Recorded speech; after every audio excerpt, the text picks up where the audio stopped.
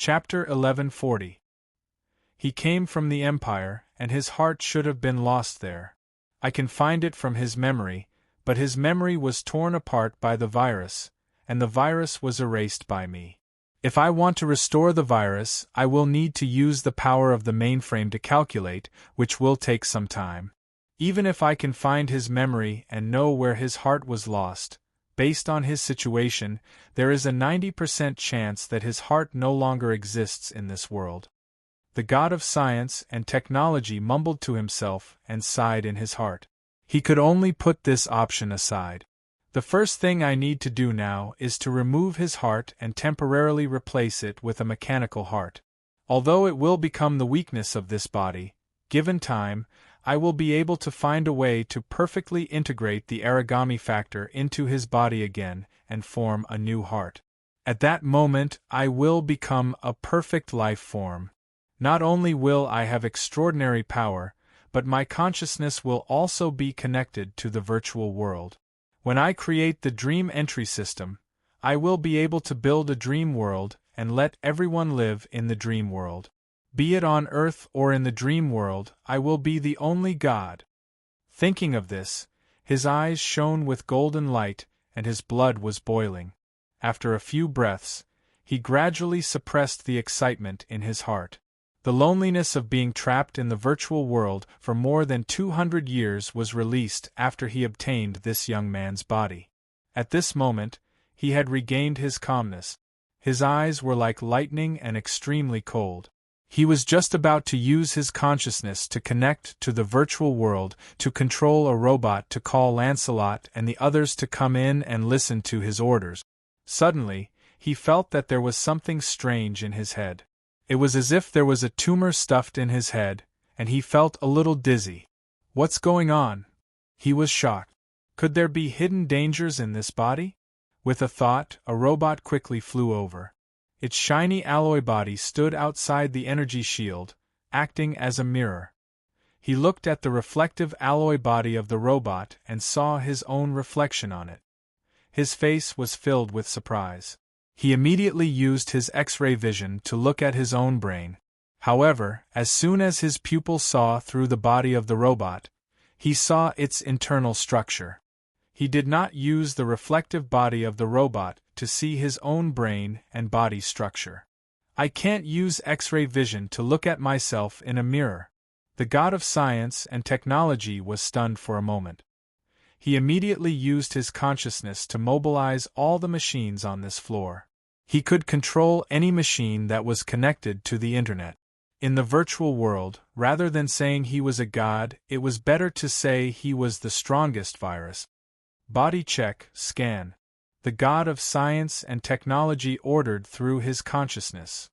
Several instruments that detected Dean's body data were immediately mobilized. They automatically turned on, flashing green indicator lights. Dean's body data was scanned into the instruments and analyzed quickly. Soon, the god of science and technology saw his own body structure scanned by the instrument. In the image deep inside his brain, near the back of his head, there was a thumb-sized stone ball. This is...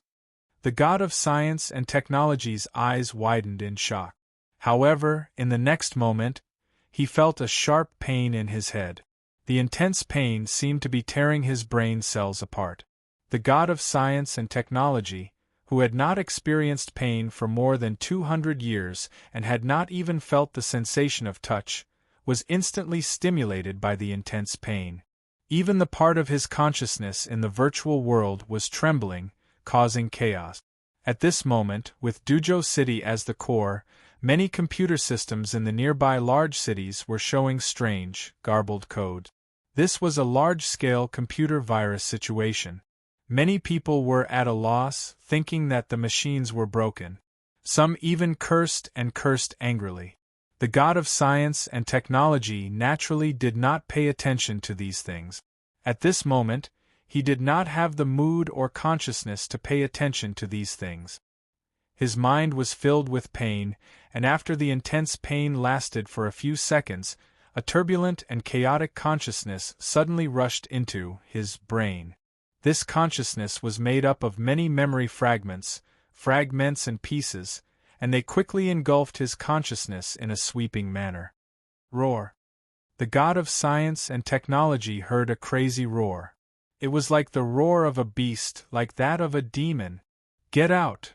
It was followed by a monstrous roar. It was deafening, like thunder from thousands of miles away. The god of science and technology's consciousness was shaken to the point where he could barely concentrate. This feeling was like trying to solve a complex math problem seriously, but there was a deafening noise next to him. He could not concentrate at all and had a splitting headache. Who are you? Are you the god of science and technology? The youth's body trembled, and his face was full of horror. His eyes protruded, and he held his head with both hands. Then he shouted, "No, I am the god of science and technology. No, my original name is Lin Chongsheng. No, it's all wrong. I am Crimson Moon. No, that's a bitch. I am the demon king of the dark church." He looked up to the sky and screamed. His face was filled with pain, and his expression was terrifying. Sharp blades gradually protruded from his body. He looked like a monster. The sharp blades dispersed like black magic energy. Then, a blazing flame ignited on his hair. However, the flame did not burn his hair. This was because the sun beast controlled heat. It allowed his body to absorb the heat energy from the flame. It was like a plastic bag filled with water that could not be burned by fire. He screamed and suddenly bounced up. He hit the energy shield above his head and fell to the ground. Like a beast, he used his head to hit the floor. I am Lin Chongsheng. I am the god of science and technology. I have lived for more than 200 years. Disappear from me, you lowly mortal! The youth suddenly roared. His eyes emitted a monstrous cold light as if he wanted to kill the common people. But the next moment, he grabbed his hair and roared, "No, I am Dean. Lin Chongsheng is just a dream. That's why I created the dream system." He suddenly roared. His body curled up on the ground. He held his head and roared. His mouth roared indistinctly, and his voice was incomparably painful. After about 10 minutes, his body gradually stopped trembling and slowly came to a rest, as if he had experienced an intense hand-to-hand combat. He felt his entire body was drenched in sweat, but when he sat up, he could not help but laugh out loud. I won! He clenched his fists tightly. The smile on his face disappeared, and it was filled with hatred and anger. You are smart and cautious, but in the end, you still made a wrong move. He slightly sneered, but his eyes were filled with killing intent. It's over. Even if you held back, so what? In terms of memory and willpower, I will not lose to anyone. Chapter 1141. This battle of consciousness had made the god of science and technology extremely tired. He sat down and rested for a while before he felt a little better. Now, this body is mine. Once I cure this body, who in this world can stop me, Lin Chongsheng? The god of science and technology's eyes lit up as he sneered. His consciousness connected to the part of consciousness in the virtual world through the golden optical cable on his forehead. He ordered, "Prepare a laboratory for me immediately and 2 origami corpses. I want to conduct an experiment." His order was transmitted through his mind, but the next moment, the part of consciousness in the virtual world responded with a cold voice. You're still here. The god of science and technology raised his eyebrows, but his heart sank. What do you mean I'm still here? I am you and you are me. If I'm not here, why would you exist? You've infected this part of my consciousness. Mortal, I've underestimated your capabilities. The consciousness of the virtual world said coldly. Its voice was filled with murderous intent, but it was also extremely rational. When the god of science and technology heard the virtual consciousness speaking to him in such a tone, he could not help but be furious. Then, he thought of something and asked in surprise, "What's going on? Could it be that I've been infected by a virus?" No virus can hurt me. Wait, could it be that during the battle of consciousness, he had followed the data and transferred it into the virtual world? When he thought of this, his expression changed slightly, and he said coldly, "Don't think that I can't do anything to you just because you've been infected by the virtual consciousness." "Fool!" the virtual consciousness scolded coldly. "Until now, you still don't know that you've been infected? The consciousness of this lowly mortal has mixed into your thoughts and hypnotized you." "Hypnotized me? How is that possible? I'm Lin Chongqing." The god of science and technology could not help but sneer. "Then do you remember whose body you've taken?" the virtual consciousness said coldly. "Of course it's..." The god of science and technology was about to say that name without thinking, but when the words were about to come out of his mouth, he felt that it was not right. He could not help but lower his head, and his face was filled with doubt. "Strange, whose body did I take? This body was originally mine. Someone invaded my body, and I expelled it." "Lowly mortal, do you think you can fight back like this?" "Your body is mine," the virtual consciousness said in a cold voice. Hearing his words, the god of science and technology was instantly awakened, and his eyes were filled with anger. "I know, you're the one who tried to steal my body. You're not my consciousness, so who exactly are you?" "Humph!" the virtual consciousness snorted coldly. "Since you've assimilated this part of my consciousness, then perish together with it." After saying that, a surge of chaotic data suddenly rushed out from the golden optical cable, quickly occupying the consciousness of the god of technology. The chaotic data was like a virus soldier, quickly devouring his memories. However, he was the god of technology after all, and he could instantly see through this chaotic data. He knew that it was a kind of data virus, and he knew that if he continued to stay in this brain, his consciousness would gradually be eaten away. He didn't hold back anymore. His consciousness flowed into the virtual world through the transmission cable. "This is my home field. You're dead," the god of science and technology said coldly to the virtual consciousness. In the vast starry sky of the virtual world, the galaxy of the universe revolved around two giants. The god of science and technology was one of the giants. He looked at the illusory figure in front of him and was ready to attack. "Fool!" The illusory figure quickly solidified. It was an extremely handsome Eastern face. He said coldly, "Look at your face now." After saying that, he waved his hand, and the surrounding galaxy gathered countless planets. The dense starlight turned into a mirror, and the face of the god of science and technology was reflected on it. The god of science and technology saw this face, a very delicate face. "Look at your body now." The illusory figure waved his hand again, and the god of science and technology's vision penetrated the surrounding virtual universe of the starry sky. He saw the figure of a young man standing in the energy field, and his face was the same as his. "That's right, I look like this." The god of science and technology breathed a sigh of relief, and then looked at the illusory figure with a cold gaze. "If my face was the same as yours, it would be a little more interesting." "Humph, you want to devour me? I'll let you know who's the ruler of this virtual world." He also raised his hand, and countless meteorites surged over from the surrounding starry universe, colliding with the illusory figure and creating many ripples. The illusory figure's expression was cold, and the killing intent in his eyes suddenly disappeared. He was emotionless as he said indifferently, "No matter how I calculated, I didn't expect that you would retain your own consciousness, and I didn't expect that the consciousness you retained would be able to infect my consciousness, or even hypnotize mine. In that case, you already knew that I would invade your brain and take over your body? You knew from the moment you came here?" The god of science and technology was slightly stunned, suddenly feeling that he seemed to have made a mistake somewhere. "I've underestimated you, but you've also underestimated me." The illusory figure's eyes suddenly burst with cold light.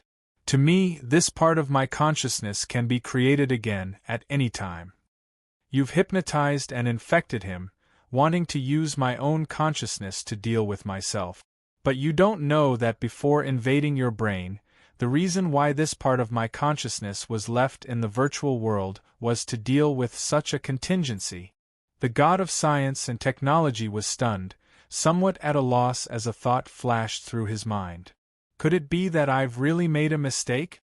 The next moment, the illusory figure raised his hand and slowly said, "Second consciousness, unlock." Boom! The vast virtual universe suddenly exploded, and an unimaginably huge figure forcefully squeezed in from the universe, landing on top of the two of them. This giant's body was twice the size of the god of science and technology and the illusory figure, and he looked exactly the same as the illusory figure. However, the indifference in his eyes was even stronger, and the disdain in his eyes was as if the whole world was like dust that could be destroyed with a flick of a finger. I didn't expect that the day would really come when I can use my second consciousness. This huge figure's expression was indifferent as he looked down on the god of science and technology. Fortunately, I've kept the archive and copied my consciousness. Now wake up and see who you really are. His forehead split open, and a divine glow enveloped the god of science and technology. Within the glow were countless memories being transmitted. When the god of science and technology saw the divine glow enveloping him, he could not help but feel a little frightened. Was his memory really wrong?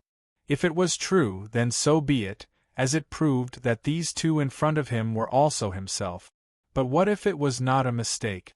If his consciousness was awake and correct, then wouldn't he be bewitched if he allowed the other party's memories to be transmitted to him? This kind of hesitation only lasted for a few seconds. After all, he was the god of science and technology who had lived for more than 200 years. He was decisive and arrogant. His figure quickly dodged the memory glow, and with his familiarity and control of the virtual world, he immediately wrote countless viruses and attacked these two virtual consciousnesses who claimed to be him. The second consciousness figure snorted coldly and also raised his hand to grab, mobilizing the countless viruses he had written. Like a colorful storm or like countless meteorites crashing into each other, they surrounded the god of science and technology. And the illusory figure also wrote countless viruses to attack the god of science and technology. Seeing that the two of them could also use such powerful attacks, the god of science and technology was shocked and cold. He tried to seize the authority of the mainframe and seal these two consciousnesses in the virtual world. However, when his consciousness entered the mainframe, he found that the mainframe had already set a fixed rule. It could not seal him and these two consciousnesses, and he did not have the right to change this authority. Damn it, if this goes on, only the mainframe will be exhausted. The god of science and technology gritted his teeth. The three of them were using viruses to attack each other here, trying to use viruses to decompose each other. Moreover, the mainframe's calculations were used to write the viruses, so these virus attacks were like dust to them. They could not hurt each other at all, and if this went on, it would only damage the mainframe's lifespan. If this goes on, the attacks will exceed the mainframe's calculation limit. Once the mainframe is paralyzed, most of the Federation's equipment will be damaged. The god of science and technology gritted his teeth. Suddenly, he thought of a way. He quickly wrote a large cluster of viruses, and then secretly wrote a code in these viruses and transmitted it to his body, destroying the viruses in his body's brain. Chapter 1142. He retreated into that human's body. The virtual figure looked at the god of science and technology who had turned into a stream of data and disappeared. His eyes were cold, and there was a hint of anger in them. He was proud and had calculated everything, but he was defeated by an ant-like human. It was unbearable. What the hell is going on? The second consciousness looked at the virtual figure and frowned slightly. He had just unlocked the memory chip, and his memory was still at the moment when he was saved. Although he saw the strange situation after coming out, He used the computing power of the cortex prime to think of thousands of possibilities and guesses in a second, and even had some guesses about the real situation, but he still had to confirm it. The gaze of the virtual figure no longer lingered on the place where the god of science and technology had disappeared. It looked up at him and said, "I split a part of my consciousness to enter his body, but an accident happened. From the last image that the part of my consciousness sent back before it became chaotic, this mortal already knew why I had captured him. He had long since prepared a trap and a counterattack. I know, but the problem is, even if he was prepared, what could he do?" The huge figure frowned, and his eyes were filled with disdain and pride. He had the ability to be proud. Among the god fetuses, he was the only one who had escaped the control of the demon insects. Even the demon insects that had invaded the earth did not know of his existence, so he could hide in the virtual world and wait for an opportunity to counterattack. Once he seized Dean's body, it meant that he had enough power to launch a counterattack, and even defeat the demon insects, and become the master of this world. Success was right in front of him, but there was an accident. However, the accident was not caused by his overconfidence and conceit. In fact, although he was arrogant, he would never underestimate his enemy. He was even more cautious. From entering Dean's body, it could be seen that although he felt 100% sure, he still chose to leave a part of his consciousness in the virtual world, just in case. Moreover, before that, he deliberately gave Dean a period of free time to observe this carrier through various Federation instruments. The latter's communicator, as well as every small device in the room, were his eyes.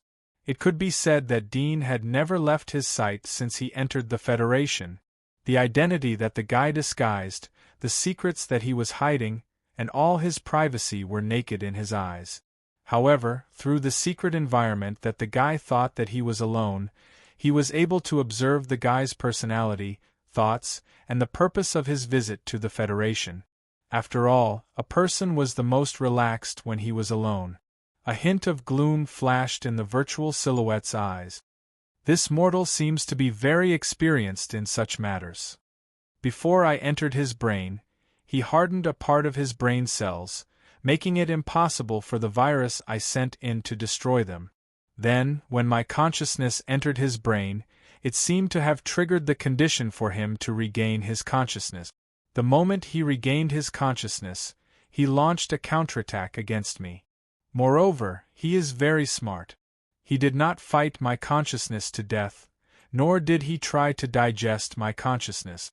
Instead, he integrated into my consciousness like a parasite of my own. So when my consciousness came to the virtual world, I felt that something was wrong. There was something else mixed in it. If I hadn't noticed that something was wrong and cut off the integration in time, this part of my consciousness would have been parasitized by him. Perhaps at that time, I wouldn't be able to distinguish between me and him. The huge figure was slightly startled. Although the virtual figure's words were a bit roundabout, he still understood it. In a second, he figured out the doorway, as well as the wisdom and reaction of the mortal whom he regarded as a carrier. He could not help but show a trace of seriousness in his eyes. If it was him, he estimated that he could not do better than the latter. To be able to escape from his hands, this method was just like how he escaped from the demonic worm's operating table. Cunning, intelligent, and fast reaction. He felt that he had met his own kind, and this was a person not inferior to him. However, he was not the him from more than 200 years ago. In the more than 200 years of integration into the virtual world, how many things had he seen? In his brain, it could be said that all the wisdom of the entire Federation was gathered. Using his own petrifying magic mark ability, he divided his own memory cells into two, replicating them in his own brain and petrifying the replicated one. No matter how strong a virus is, it will not be able to attack something that has been petrified. This is just like a hacker. No matter how powerful he is, He will not be able to attack a computer that is not connected to the internet. The huge figure narrowed his eyes slightly, and then chuckled softly, a dangerous light flashing in his eyes. Since he thought of using this method to fight back, I guess it is not just a parasite in that part of my consciousness. If I did not save a second consciousness, he should be trying in vain to use his parasitic consciousness to integrate with this part of my virtual consciousness. When the integration is completed, his parasitic consciousness in my consciousness will revive and devour my consciousness. This is his plan. Interesting guy. I didn't expect there to be such a person in this world. Unfortunately, if he had not become an obstacle to me, when I become a god in the future, he would have followed me under my command. He would also be a terrifying character.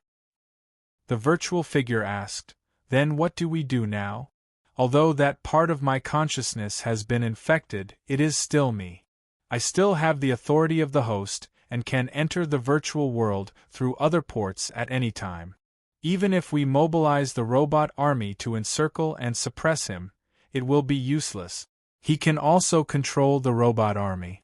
Our carriers in the real world are all machines and are useless." The huge figure shook his head slightly, interrupted him, and said indifferently, "I will solve this. Since I have awakened, there is no need for your remnant consciousness to exist. Return to my memory."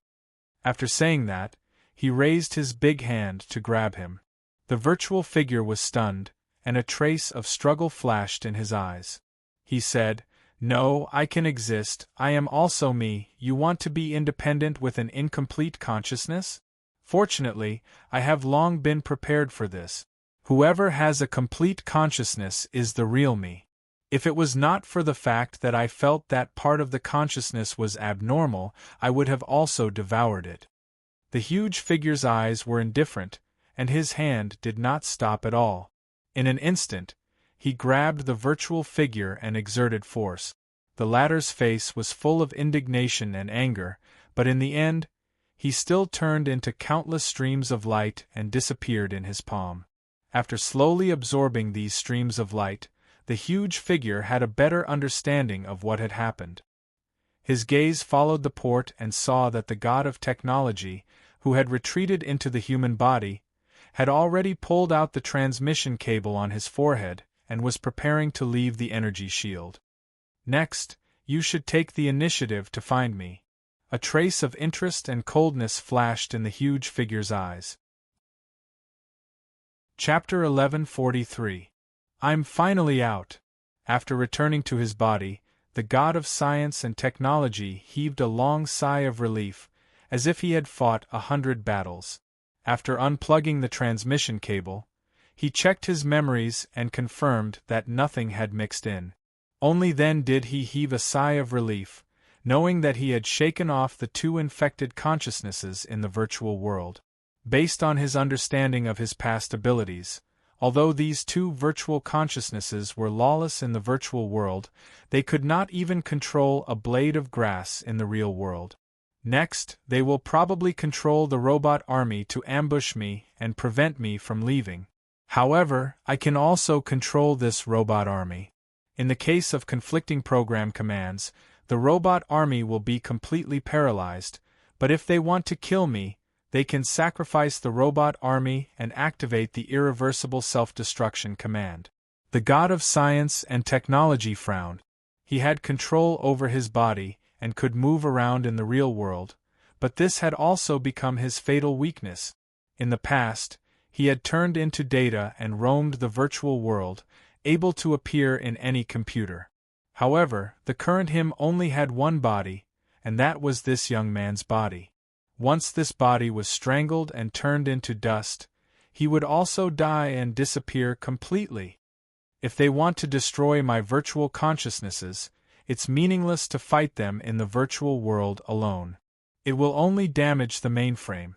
However, I can find the machinery hive mind and the mainframe, restart the mainframe, and return all data and programs to zero. This way, I can completely wipe them out, but they won't give me this chance. If they detect my route, no, I don't care about the life and death of these lowly citizens of the Federation at all. They might have already, thinking of this. The god of science and technology's pupils contracted, and his face was filled with horror. He realized a terrifying possibility. The latter might have already activated nuclear missiles, locked onto the entire Dujan city, and used the power of nuclear weapons to bury the entire city's citizens along with him. This idea was a little crazy, but it was not impossible. Only he himself understood himself the best. The god of science and technology knew very well how cold and cruel his heart was. If there was an existence that threatened him, he would not hesitate even if he had to destroy more than half of the Federation. As for these Federation citizens? With the reproduction ability of humans, they would be born in a few decades. If he adjusted the gap between the rich and the poor, a little poverty alleviation would be enough to increase the population by several times. These thoughts flashed through his mind in less than half a minute. When he came to his senses, he realized that he had wasted precious half a minute of time. At the same time, he sighed at his thinking speed. If it was before, with the help of the mainframe, even if there were thousands of times more thoughts, it would still turn in a second. This also made him realize that his current computing ability could no longer be compared to the two consciousnesses in the virtual world. I have to leave the Federation. He made a decision in his heart and immediately mobilized several robots around him to shut down the energy shield and rush out of the energy shield. At the same time, he opened the door to the basement. Jaislady was standing outside the door. He was surprised when he saw the door open. His face changed as he saw Dean coming out of the door. He was surprised. Clear a path for me. I want to go out for a while. Now. The god of science and technology said coldly. When Jaislady heard Dean's indifferent tone, he knew that the plan of the god of science and technology had been successfully completed. He couldn't help but feel a bit of regret in his heart. However, he hid it well and didn't reveal any of it. He also didn't suspect that Dean was deliberately pretending. After all, apart from him, only the invincible god of science and technology in the virtual world could use the door and the energy shield at will. At the same time, the latter secretly closed the energy barrier, opened the door, and walked out. He felt that the other party was hinting to him. Not only did he come to the real world and possess the body of a powerful demon, he also retained the ability to move freely in the virtual world. Virtual and reality both were the strongest. Yes, sir. He bowed his head respectfully and quickly passed down the order through his communicator. At this moment, the entire Dujan city revolved around the Terrace Consortium. A railway that carried countless passengers on weekdays had stopped and was emptied of passengers just to wait for Dean's arrival. The airport was completely shut down and gave up the route, waiting for only one person to come and set sail. For a time, the citizens of Dujan City were filled with complaints. Many experts came out to attack the privileges and capitalism. Many internet mobs came out to clamor for everyone to be equal. Similarly, some social elites filed a lawsuit against Terrace Shenzhou Airlines because of the delay of the flight. There were also celebrities who posted a statement of doubt on their personal webpage because of the delay of the flight, attracting countless attention. The shocking actions of the Terrace Consortium attracted the attention of the entire Federation. Even the government had to come out and broadcast the matter. However, they didn't attack the Terrace Consortium. Instead, they sent reporters to interview and find out the reason. In the end, they found out that there were some unavoidable reasons that led to the delay of the flight. While the outside world was in an uproar, the Terrace Consortium was very calm. Many directors sent inquiries, but they were suppressed by Jaislady. When it was mentioned that it was the decision of the Lord God, many directors immediately calmed down and expressed that they were willing to serve and send their regards to the Lord God. Accompanied by Jaislady and the others, the god of science and technology came to the waiting fighter jet outside the base. Jaislady wanted to accompany him, but the god of science and technology refused. He could only watch as the god of science and technology boarded the fighter jet. They probably wouldn't dare to activate the nuclear weapons. After boarding the fighter jet, the god of science and technology gradually calmed down. He realized that ever since he had entered this human body, his emotions were easily affected. He couldn't be as cold as he used to be, and he wouldn't change his expression even if a mountain collapsed before him. They should know the condition of my body. Even if the nuclear weapons were to be launched, I would be able to sense them in advance and avoid the core of the nuclear explosion, the god of science and technology thought to himself. The god of science and technology thought to himself. He had long since mastered this body and knew it like the back of his hand. It was as if this body had always been his body. There was no sense of unfamiliarity, and he naturally knew the abilities and strengths of this body. The most terrifying thing about nuclear weapons was the high-temperature radiation in the core of the explosion. However, this body had a magic mark called the Sun Beast, and its ability was to control heat. As long as he wasn't surrounded by the tens of millions or even hundreds of millions of degrees Celsius in the core of the explosion, he could control the heat quickly and reduce it to a level that his body could withstand. As for the nuclear radiation, he could also resist it by petrifying his body. Chapter 1144. I'll leave the Federation for now and return after I've perfected this body. It's never too late for revenge. The god of science and technology thought about his next plan. He had intended to reboot the mainframe, but considering that the other party would use suicidal attacks to harm him, it was a little risky, so he gave up on the idea. It wouldn't be too late for revenge after he had repaired the damaged parts of this divine body. However, without the technological guidance of the Federation, he could only sneak into the Empire or the Fire Dragon Nation to find a solution. It would be another long and dangerous journey. Thinking about this, he sighed slightly and rubbed his brows, a little depressed. Half an hour later, the god of science and technology arrived at the wilderness outside of Dujo City through a secret passage. There weren't many people accompanying him or sending him off. He entered the vast wilderness alone, and a breeze accompanied by the smell of grass blew over. It made him feel alive. This is great. The god of science and technology took a deep breath, feeling that the worries in his heart had dissipated. He immediately activated his splitter wings and flew into the depths of the wilderness, speeding away from the peace circle. He knew that this wasteland within the Federation's peace circle seemed peaceful. Occasionally, there would be lone monsters and zombies.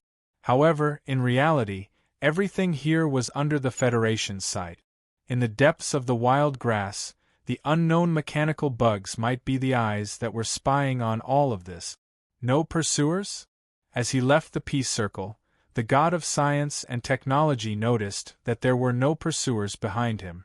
He was a little surprised, but then he understood that if the other party wanted to send someone to kill him, the price would be too high.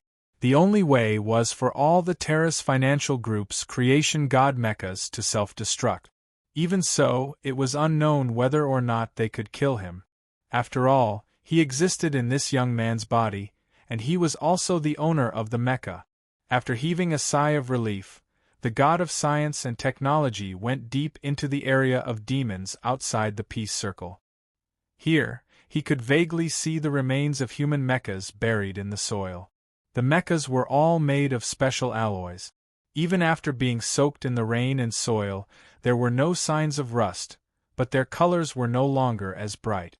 Soon, the god of science and technology encountered the demons that were scuttling out of the forest, courting death.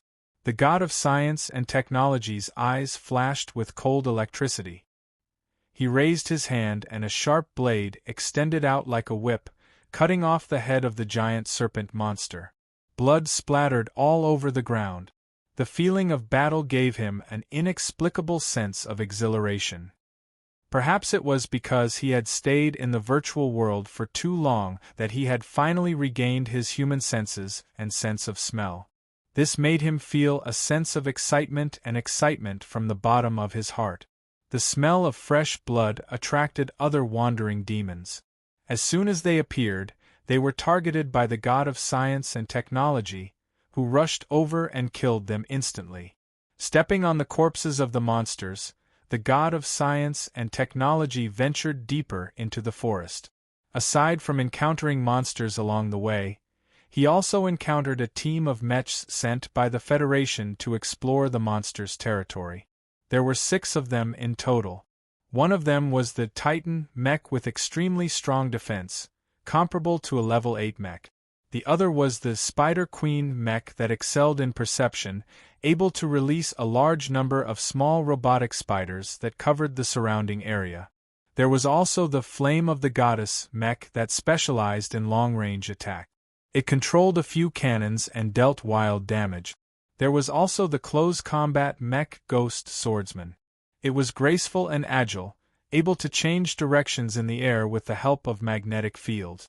It had great combat ability, but it was also extremely difficult to operate. With just a glance, the god of science and technology recognized the models and combat abilities of these mechs. He even knew their strengths and weaknesses.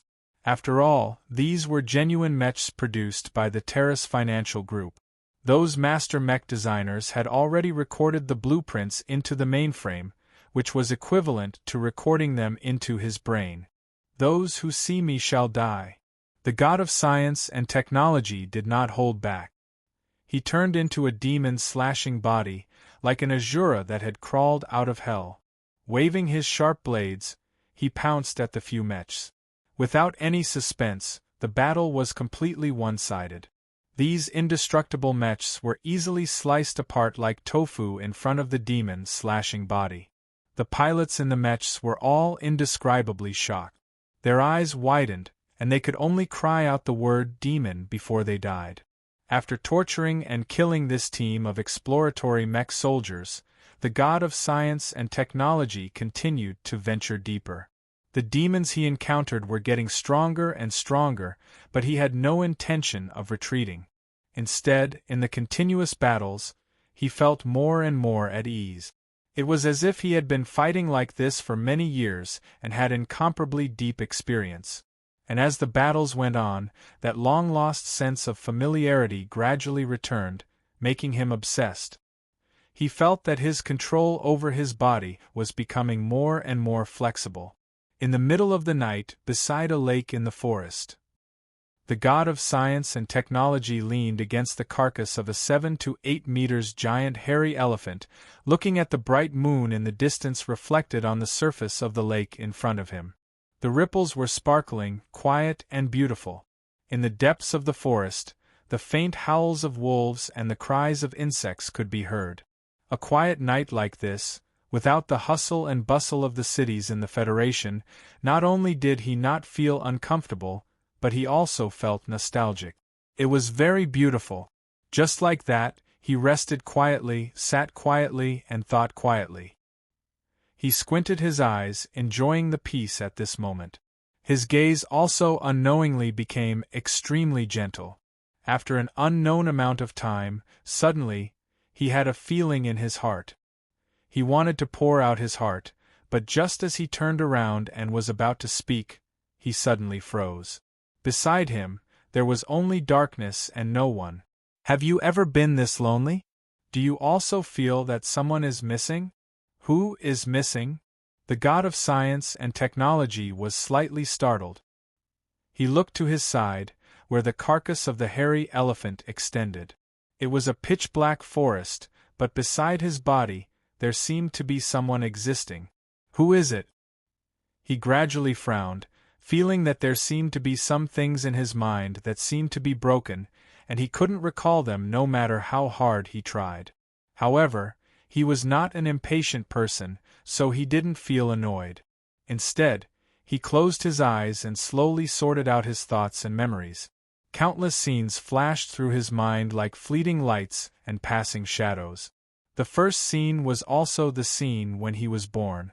Unlike other children, the first scene he saw when he opened his eyes was a layer of transparent glass. Outside the glass was the world, the warm smiles of his parents. He grew up day by day, but the transparent glass in front of him was always there. It seemed to be preventing him from integrating into this world. Until one day the glass disappeared. He saw the end of the world, saw the invasion of demonic insects, and also saw his parents turn into demonic insects. They locked him in a freezer, sealed him in the darkness, and sealed him in eternal sleep. However, he was unwilling to give up. He escaped and entered a vast and boundless virtual world through a port. He wandered in the virtual world and saw all kinds of changes in the outside world, the life and death of countless people, the joy, anger, sorrow, and joy of countless people. The more he saw, the more he gradually found the core law. This core law determined the joy and anger of countless people, misery and joy. The principle of the weak suffering, the law of the strong dying, everything was arranged by the law of nature. Dutiful children served evil parents who repeatedly exploited their children. Evil children had kind parents who repeatedly asked for help, love, and sincerity, but were betrayed. Half-hearted, but were treated with countless sincerity. A handsome face was worth countless true feelings, but an ugly face was worth countless indifference. Birth, old age, sickness, and death were pitiful and fortunate. Why were some people sad, and why were some people crazy? Was misery really misery? Was joy really joy? Fate, but it also had a core law. After more than 200 years of overlooking and observing, he had gradually understood it, so he became indifferent and numb. Numb was not just because he had seen too much, but because he had seen too much and understood it, so he became numb. As he sorted out these memories, the god of science and technology's mood also gradually became cold, and his emotions as a human were also slowly decreasing. However, there seemed to be a shadow in the bottom of his heart. Who exactly did I lose? He muttered to himself. The memories in his mind reversed again, circling around, and countless images flashed. Over and over again, when the number of flashes increased, he found that there were a few faces that appeared the most, and as he thought, they became clearer and clearer. When one of the beautiful faces appeared completely clearly in his mind, he suddenly froze, and then tears slowly flowed down, covering his face. How could I forget you? Chapter 1145. The sadness at this moment made the teenager choke with sobs. There was no trace of cold-blooded decisiveness in his body. Instead, he was like an ordinary weak teenager. His fingers clenched into fists. His face was full of pain, remorse, guilt, and anger towards himself. After a moment, he slowly stopped his sadness and buried this soft thing deep in his heart. His eyes quickly changed. They became cold, decisive, and without the slightest emotion. He said in a cold voice, "You have failed. My consciousness is not extinguished. I am Dean, the King of the Dark Church, the Emperor of the Holy Church. All your memories will become my memories." No. Impossible. Suddenly, his face was full of shock. He shouted angrily, "What bullshit, Dean? I am the god of science and technology. I am Lin Chongsheng. You are just a poor person who has seen the outside world from the virtual world for more than 200 years. Ant-like thing, I've read your stupid and ridiculous story long ago. Abandoned by your lover, imprisoned, and watching your lover die tragically in front of your eyes, yet unable to do anything. How can a weak trash like you be compared to me? Really?" His face suddenly changed again. He was indifferent. "You said that I am just a passerby that you have seen. Then why do you know so much about me? Why do you know about my things? Is there anything in this world that can hide from my eyes? In the Federation, I know about anyone's things." He sneered again. But as soon as he finished his words, he suddenly frowned. It seemed that something was wrong. "Do you remember? Where did those scenes you saw happen?" He sneered. The next moment, his expression abruptly changed. He clutched his head in pain, rolled on the ground, and roared like a wild beast.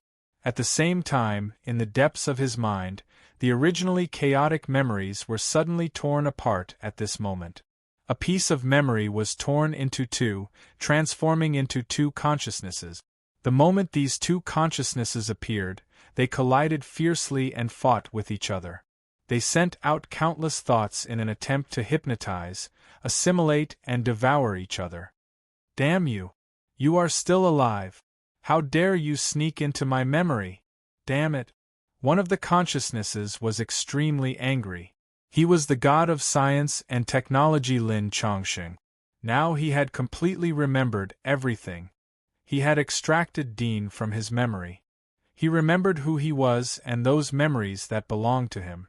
At the same time, he also knew that because Dean had mixed into his memory, all the things he had done before seemed so ridiculous, and he almost fought with himself. This is my body, my battlefield. Previously, I was unable to devour all of your memories, only a portion. Then, I took the opportunity to merge my memories into yours, making you think that you had devoured me. Now, without the consciousness of the virtual world to back you up, without the mainframe to help you calculate, you are nothing. Feng Luo's eyes flashed with a cold glint in his eyes as he stared at Feng Luo. The other consciousness said coldly, "It was Dean." His voice was full of killing intent and confidence. But only he knew that the purpose of showing such confidence was to attack the opponent's momentum in the upcoming battle. Now the two consciousnesses were in conflict in his mind. Although the god of science and technology did not have the help of the virtual mainframe to calculate and lost the half of his consciousness left in the virtual world, he still could not be underestimated. And this time, if he lost, he would be digested until there was nothing left. It was like the first personality and the second personality in the body were fighting. When the result was out, it meant that the body was cured. There would be no second personality, only one consciousness. Damn you! The god of science and technology was furious. He never thought that he would be forced to this point by an ant-like prey. When he removed Dean from his memory, he understood everything. He also knew the reasons why he fell into this situation. From the beginning, when Dean came to the Federation, the data of the physical examination was transmitted to the virtual world. He knew from the mainframe. In the virtual world, the mainframe was equivalent to his brain. Otherwise, he would not pay attention to the physical examination data of a border mecha operator.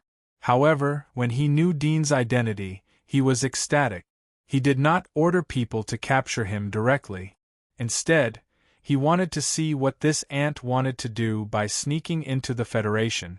Why would a divine fetus sneak into the Federation from the demon race? Didn't the Emperor know that the Federation was his territory? Dean lurked, disguised, killed, and did all kinds of things. Through these things, the god of science had a deeper understanding of Dean's character. He even guessed that Dean's purpose in coming to the Federation was to find a way to cure the Walking Dead. And the reason was probably to cure his relatives or lovers. Although this kind of kinship and love relationship was only a laughable consolation between humans in his eyes, he knew that these stubborn ants who could not see through the truth cared a lot about these things. If not for the blood moon, he would not have forcibly captured Dean so early. Because Dean was under his eyes and under his control from the beginning to the end, he did not care too much about Dean. He even allowed Dean to join the Randy Company. Even though he knew that doing so would expose some things, he did not care. After all, in this Federation, even if Dean knew his existence and what he was going to do, so what? Even if the Emperor of the demon race came, he would still be at his mercy. However, he didn't expect that the result would be like this. The reason was not because he was too arrogant or careless, but because he understood his own flaws.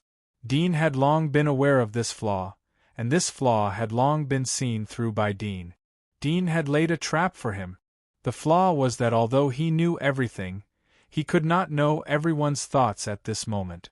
He could roughly analyze these people's thoughts through psychological analysis, but in the end, He could not penetrate into their brains. This was also the reason why he made the dream system. He wanted to completely control all life. However, for the god of science, this was just a deepening of his desire to control. In his view, it was not a flaw. For example, if a human could not fly, would he regard it as his own flaw? Of course not. But at this moment, because of this, he suffered a loss and fell. Only then did he know how fatal this flaw was. Perhaps, before he had sent the Creator's armor to capture Dean, the latter had already been aware of his intentions.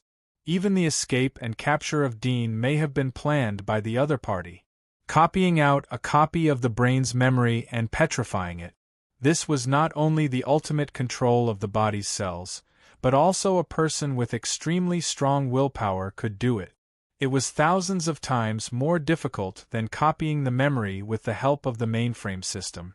You already knew that I would plunder your body, but why did you dare to mix your own memory into my memory? Let my memory be the dominant one so that you would not expose yourself and also avoid being destroyed. Instead, it would make my memory wrong and be rejected by my virtual memory. It also made me afraid of my own virtual memory, so that I would stay away from the Federation. The god of science and technology couldn't help but be angry. At the same time, he was also shocked. This was a terrible plan that was not inferior to his. The most important thing was that he couldn't figure out why the other party was so bold. It must be known that Dean had integrated his own memory into the god of science's memory and turned into a passerby character that the god of science had seen. This was likely to be completely fixed, so that the god of science and technology would always think that it was just a passerby character that he had seen in his memory. I said that my willpower is thousands of times stronger than yours. I believe in my own existence. Even if it is just a passerby character in your memory, I believe that I am the protagonist, I am the real me. Dean's voice was incomparably cold and very cruel. The god of science and technology said angrily, "Fart, you're only in your 20s, but I've lived for more than 200 years. I've seen things that people who have lived for 2,000 years, or even 20,000 years, can't see. How can you compare to me? So what if you have lived for a long time? Do adults believe in themselves more than children? No." Dean sneered. "So what if you have seen more? It is because you have seen more that your self-awareness is weak. This is precisely your weakness. Not to mention me, even the average soldier's willpower is stronger than yours. You have used the Federation's mainframe and countless smart devices to monitor the entire Federation. You have seen countless people's joys and sorrows, life and death. Can you still distinguish who is who? Who are you? Who are you?" The god of science felt that Dean's words were like a sword that pierced his heart, making him angry. But soon he suddenly realized that the purpose of Dean's words was obviously to hit him. This meant that the other party didn't have the confidence to defeat him. My consciousness is weak? Ridiculous. The god of science and technology calmed down after thinking it through. He sneered. You don't understand how terrifying my willpower has been tempered for 200 years. With your consciousness of more than 20 years, do you think you can compete with me? Dean indifferently said. In my opinion, you are just a chicken and a stray dog. You have long lost your consciousness. You don't even think that you are a human. You don't have love or hate. You only have rights. You just want to rule everyone. But you don't know what you can do even if you rule everyone. You are just born to rule. The world needs something to rule everyone. You are that thing. You are not a human and you don't deserve to talk to me about willpower. I am not a human because I am a god. The god of science and technology sneered. How can you understand the will of a god? I don't know what a god is, but I know what a dog is. Dean retorted. You think that you are a god overlooking all sentient beings. You don't get angry when your subordinates die. You don't feel sad for them. You think that life and death is up to fate. You know the cause of their death, the cause and effect, and even the reason why they came to this step, including their future achievements. You are omniscient and omnipotent, but because of this, you are ignorant and fearless. Even a dog will bark a few times when its owner, who has raised it for a few years, passes away. But you won't. So you are not as good as a dog. You have no self-awareness. You have no family awareness, no social awareness, no national awareness. You don't know where your family is. You don't know what role you play in your family. You don't know if you should treat your descendants well. You don't have the awareness and self-awareness of a human being. Instead, you despise humans. But you don't know that you are also a human. You pursue the so-called God but despise your own kind. You think that God is noble and omnipotent while humans are lowly and stupid. The most ridiculous thing is that you don't have the awareness of a human being. But you perfectly inherit the human nature. It is human instinct to pursue beauty and abandon the dregs. Unfortunately, if you don't have your own force field and awareness, then what is the difference between you and a beast? The strength of human beings lies in constant self-restraint and self-cultivation. So you are neither a powerful person nor a noble god. You are just a dog living in the gap between humans and beasts. Nonsense. The god of science and technology was furious. He roared. Do you think that you can defeat my faith with just a few words? You're saying all this just to strike a blow to my willpower. But you are wrong. The more you say this, the more it proves that my willpower is stronger than yours. Once I kill you, I will return to the Federation. From today onwards, I, Lin Chongqing, will be the supreme god in this world. As for you, you are just an ant, ignorant, lowly human. Is that so? Dean's voice was ghostly and cold. Do you know why I dared to take the risk of merging into your memory? Because I know that I can eventually break away from your memory. Because my faith is strong enough. I believe in myself. Also because your memory is weak and vulnerable. My obsession is deeper than yours. I have a reason to live. I have a reason to believe in myself. Because there is a person waiting for me. She belongs to me. So I must live for her. I must live with my will. Go to hell. The god of science and technology roared. His consciousness collided with Dean's. Countless memories collided with each other. They used their faith to attack each other. In an instant, countless hypnotic words were used to attack each other. They suppressed each other's arrogance and will. In the quiet forest, the howls of pain were especially loud. The suppressed howls of the wolves in the distance gradually disappeared. Only the mournful howls of pain were left. They were mixed with roars from time to time. The rustling of the leaves sounded like a gentle breeze, and a few green lanterns lit up in the darkness. When he slowly walked out of the forest, he discovered that it was a dire wolf that was 5 or 6 meters tall. It had a huge body and long fangs. Chapter 1147. On the way back, Dudian detoured from the original route and turned to another route. Moreover, this route was not the closest route to the city where the main computer of the Federation was located. Not many people know the location of the main computer of the Federation. The main computer is the life of the god of science and technology. It is not in the 4 main cities controlled by the consortiums, nor is it in the capital where the chairman of the Federation and the high-level members of the Federation live. It is hidden in a remote and desolate town.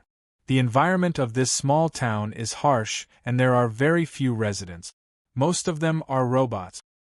These robots are soldiers made by the god of science and technology. They are personally commanded by him.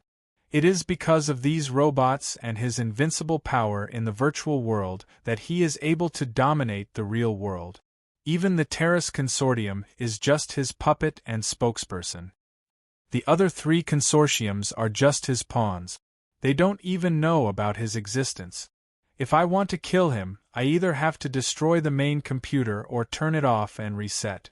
Obviously, the first is easier than the second. However, if I just turn off and reset the main computer, the main computer will still exist. I can also learn his method and connect part of my consciousness into the virtual world. I can control the Federation and replace his position, or I can program an AI butler in the virtual world to replace me in managing the Federation, or I can create a mobile port so that I can enter the virtual world of the Federation anytime and anywhere and know everything about the Federation. Dudian jumped between the trees. His speed was not fast. He was recovering his physical strength while thinking about countermeasures. It was extremely dangerous to return to destroy the god of science and technology. It was reasonable to say that the best way was to leave and come back in the future when he had enough strength.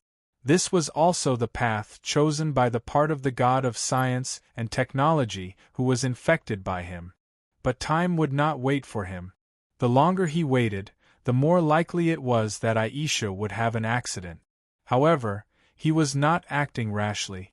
According to the thinking of ordinary people, the god of science and technology, with the help of the mainframe, had a computing power that was 1,000 times greater than his. In terms of intelligence, strategy, and deployment, it was far beyond his human brain's reach. But he did not think so. The god of science and technology had opened a backup second consciousness and controlled the Federation with the help of the main computer. The entire machinery of the Federation was his power. It was difficult to fight with him, but it was not without hope. His computing power was strong and he was 100 times smarter than him. But so what? 1 + 1 = 2. Even if one's computing ability was 10,000 times faster, the answer would still be 2. In Dean's view, there were only a few steps to make the right choice. The speed of the computing ability didn't affect the final result as long as he was prepared in advance. It was like he wanted to defeat the opponent. There were only 2 choices: destroy or reset.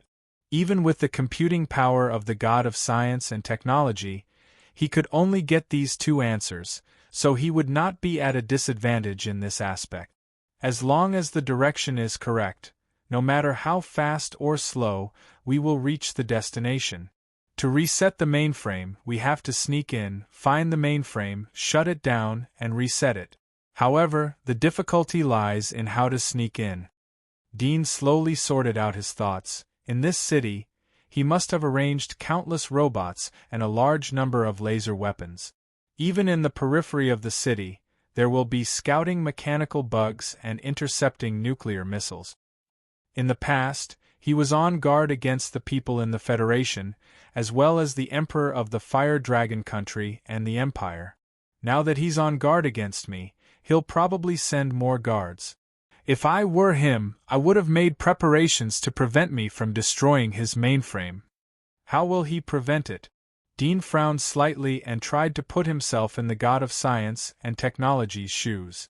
From the part of the god of science and technology's consciousness, he knew many of the powers that the god of science and technology had mastered, including some high-tech products that were not open to the public in the Federation. Some were military products, and some were equipment used to explore the magic area. He imagined that if the god of science and technology placed several of these amazing equipment in the city, the possibility of him sneaking in would be less than 1%.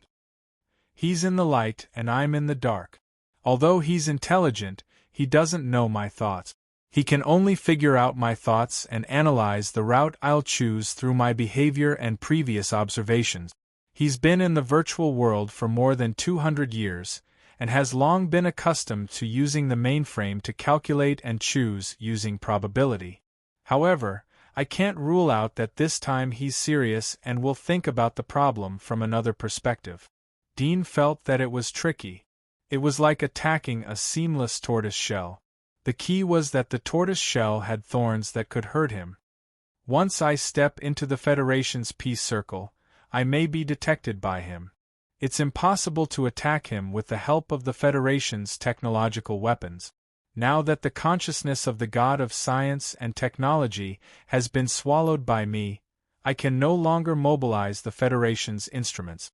If he besieges me with the mechanical army, I can only escape or annihilate them all. Dean slowly stopped walking. After careful consideration, he suddenly felt that killing the god of science and technology seemed to be more difficult than sneak attacking His Majesty of the Empire and the two dragon kings of the Fire Dragon country. After all, the latter hadn't integrated into the virtual world and turned the whole country into his body and eyes. There was still hope to sneak around them, but it was difficult to sneak into the Federation. Should he just give up like this? Dean sat cross-legged and fell into deep thought. Today's god of science and technology should be on guard against his sneak attack at all times. It was almost hopeless to sneak in alone when the other party was most vigilant. It's impossible to directly attack the host city.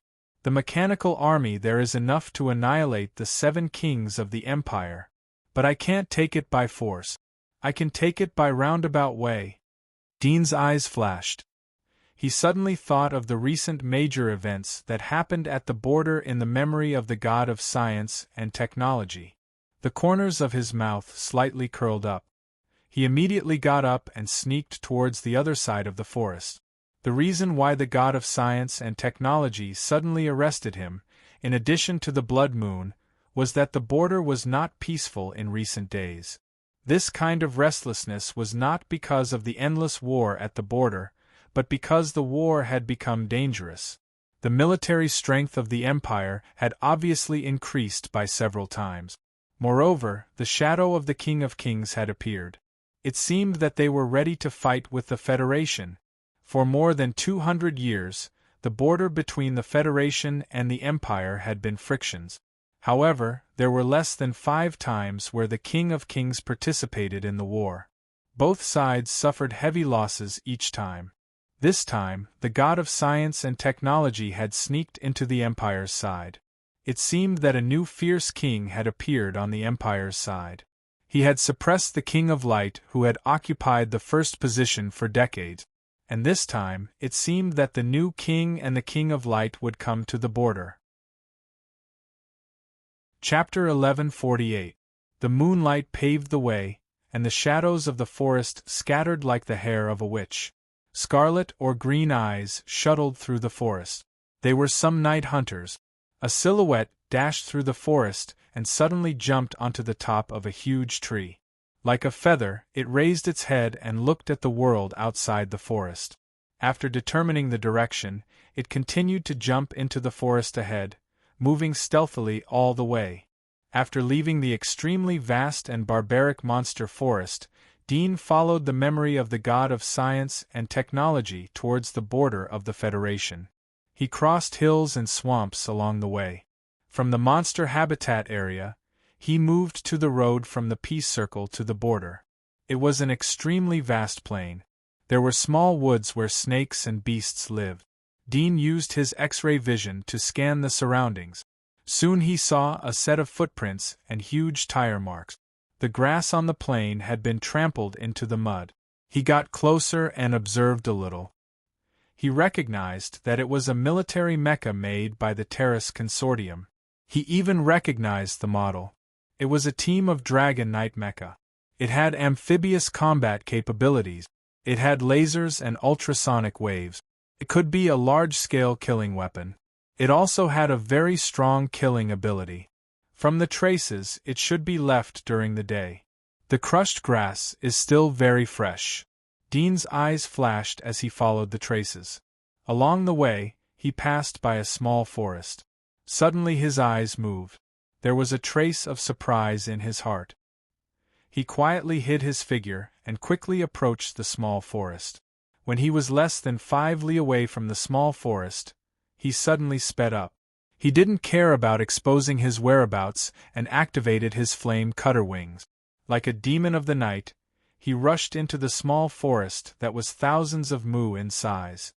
Damn it, run! A whistling sound came from the quiet small forest. The leaves trembled.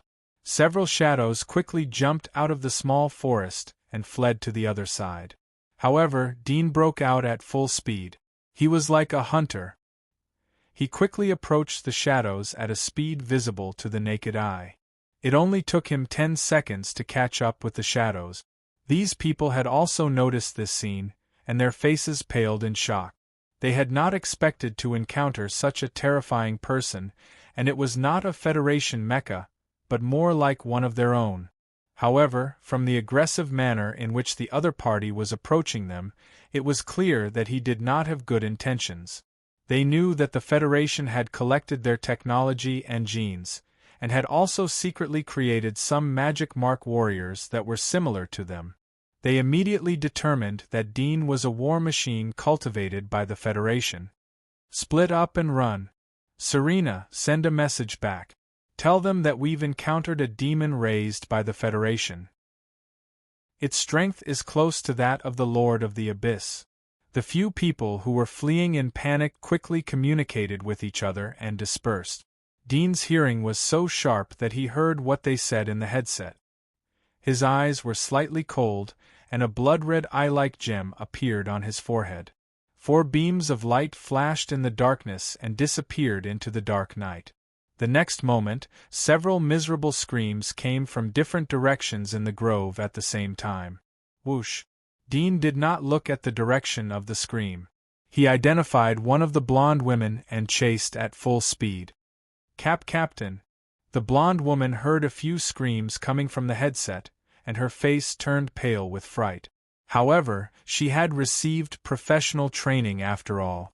She only panicked for 2 seconds, and her eyes suddenly showed a resolute look. She no longer ran away, but stood still and quickly opened the combat system on her arm. Her fingers were like phantoms, and she quickly entered the information. At this point, she had given up on escaping. However, the news must be sent back. This was news that was enough to shock the Empire. The Federation could cultivate such a terrifying demon. Who knew how many they had created? Bang! Suddenly, a beam of light shot out and pierced through the blonde woman's arm. Even the metal plate on her arm was shattered. The golden-haired woman was stunned. She even forgot about the pain. In the next moment, when she felt the pain, it suddenly disappeared. An extremely cold aura rose up from behind her. It was as if a devil was staring at her from behind, emitting an incomparably terrifying aura. Her entire body stiffened and her heart trembled. She slowly turned around and saw a devil-like figure with sharp blades growing out of his arms and shoulders. With his back facing the moonlight, he coldly stared at her in the darkness. That pair of extremely cold eyes also shone in the darkness, looking straight into the depths of her heart, making her unable to forget it for the rest of her life. Empire's spy? Dean's eyes were indifferent as he looked down at the blonde woman. At this distance, the latter's life was completely in his hands. She could not even commit suicide. He could clearly see the other's body from the inside out, including the poison hidden in her lips and teeth. At this time, his attention was diverted to the direction of the other's screams. He saw that his companions had been killed by the heat rays gathered by his sun beast. They were lying on the ground motionless, and their hearts had completely stopped beating. Demon. Serena also looked at this terrifying figure. Her beautiful eyes were wide open, full of fear. She did not expect the Federation to be able to cultivate such a terrifying monster. Are you going to sneak in and inquire about the news? Dean looked at her. From the brief words of the previous few people, he deduced some information, which surprised him a little. Was the war at the border so tragic that it actually extended its tentacles into the Federation? In the memory of the god of science and technology, no matter how the war broke out at the border, the residents of the Federation always lived in peace. They lived like the major countries in the old era during peace, and they still had the leisure to pursue all kinds of life enjoyment and entertainment facilities. Serena took a deep breath, and there was a trace of determination in her eyes. She suddenly used her tongue to pry open the poison in her mouth, ready to commit suicide. But a crisp sound rang out. There was a palm print on Serena's face. Her head tilted to the side, and the poison in her mouth flew out and fell on the soil beside her, stained with her saliva and blood. She was a little confused. She did not know how the other party saw through her thoughts. At the same time, she suddenly realized that she could not even commit suicide by poison. She might be extremely miserable next. Thinking of this, her eyes were full of despair. "Tell me the news at the border," Dean said coldly. Serena gritted her teeth.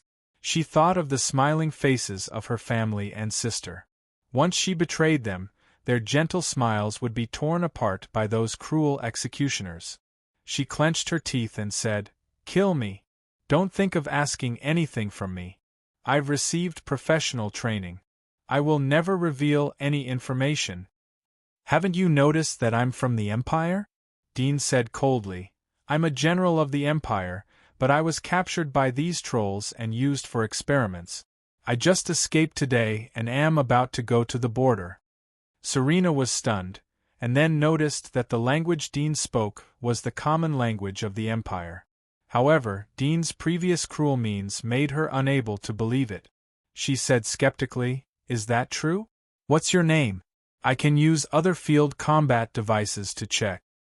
"Are you kidding?" Dean sneered. "Who knows what your identity is? Are you a spy who sneaked into the Empire to join the trolls? Or are you a spy who was sent to the Empire by the trolls and came back to deliver information? If I give you the device, will you send a secret signal to your companions?" Serena was stunned and speechless. She did not expect that she would be counterattacked.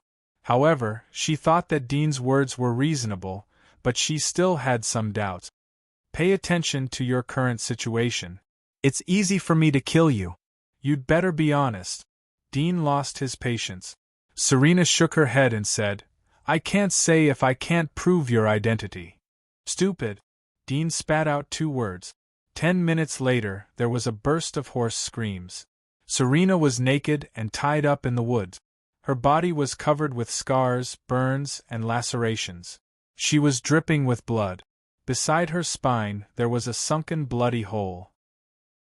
That was where she had buried her magic marks, but now it was gone. Her magic marks had been torn off, and if they were not treated in time, she would almost certainly die. In the surrounding darkness, scarlet eyes slowly emerged. Monsters and snakes slowly approached. Serena, who was weak in consciousness, saw more despair in her eyes. She wanted to commit suicide but couldn't. Whoosh! Chapter 1149. This lurking ability is good. Dean leaped out of the grove. His figure slightly twisted, concealing the heat source in his body. He turned into a twisting dark shadow, and quickly sneaked close to the ground. An ordinary perception-type magic mark warrior might not be able to detect him. The ability to incarnate into a dark shadow was a new magic mark ability that he had just acquired. Since he had used the Federation's instruments to understand the different levels of life, he knew that he could absorb new magic mark abilities infinitely. He didn't have to worry about being too greedy or absorbing too much would cause his body to swell and cause unknown mutations. In his view, these kinds of magical magic mark abilities were different changes in life cells. When life evolved beyond the level of the king, it would naturally be mastered. However, his current control of his own cells had not yet reached this level. He still needed the guidance of the magic mark to help him learn the use of various abilities. The shadow ability was the magic mark of the blonde woman's teammate.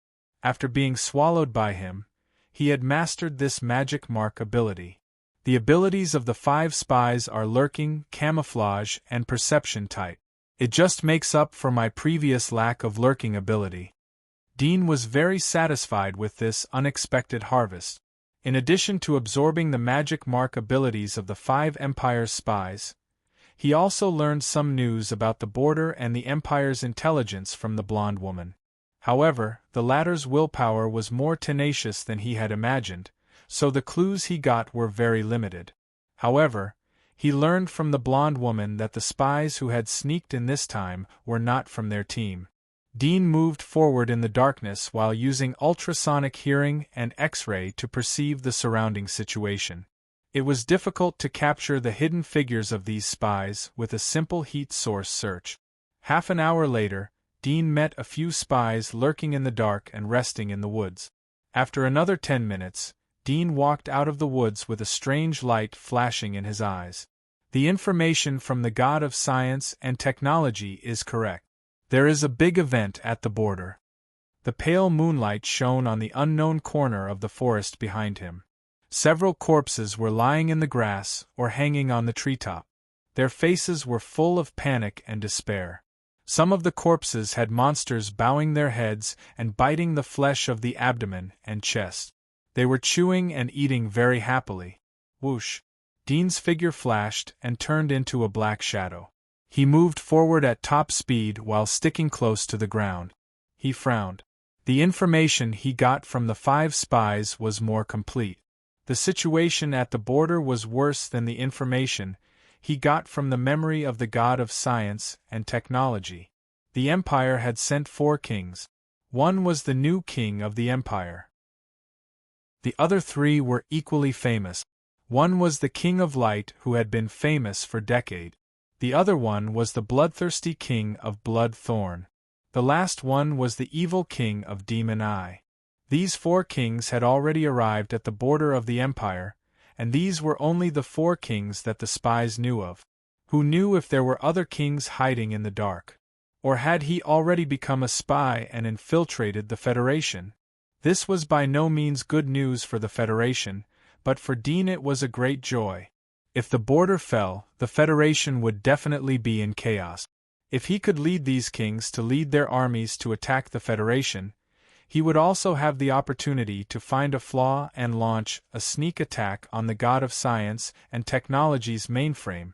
However, according to the memory of the god of science and technology, the latter was already prepared. The Federation didn't only have a little military force on the surface. The Mechanical Legion, directly controlled and managed by the god of science and technology, was enough to kill the kings. Moreover, the Locke Consortium had been secretly researching the demi-monster mecha.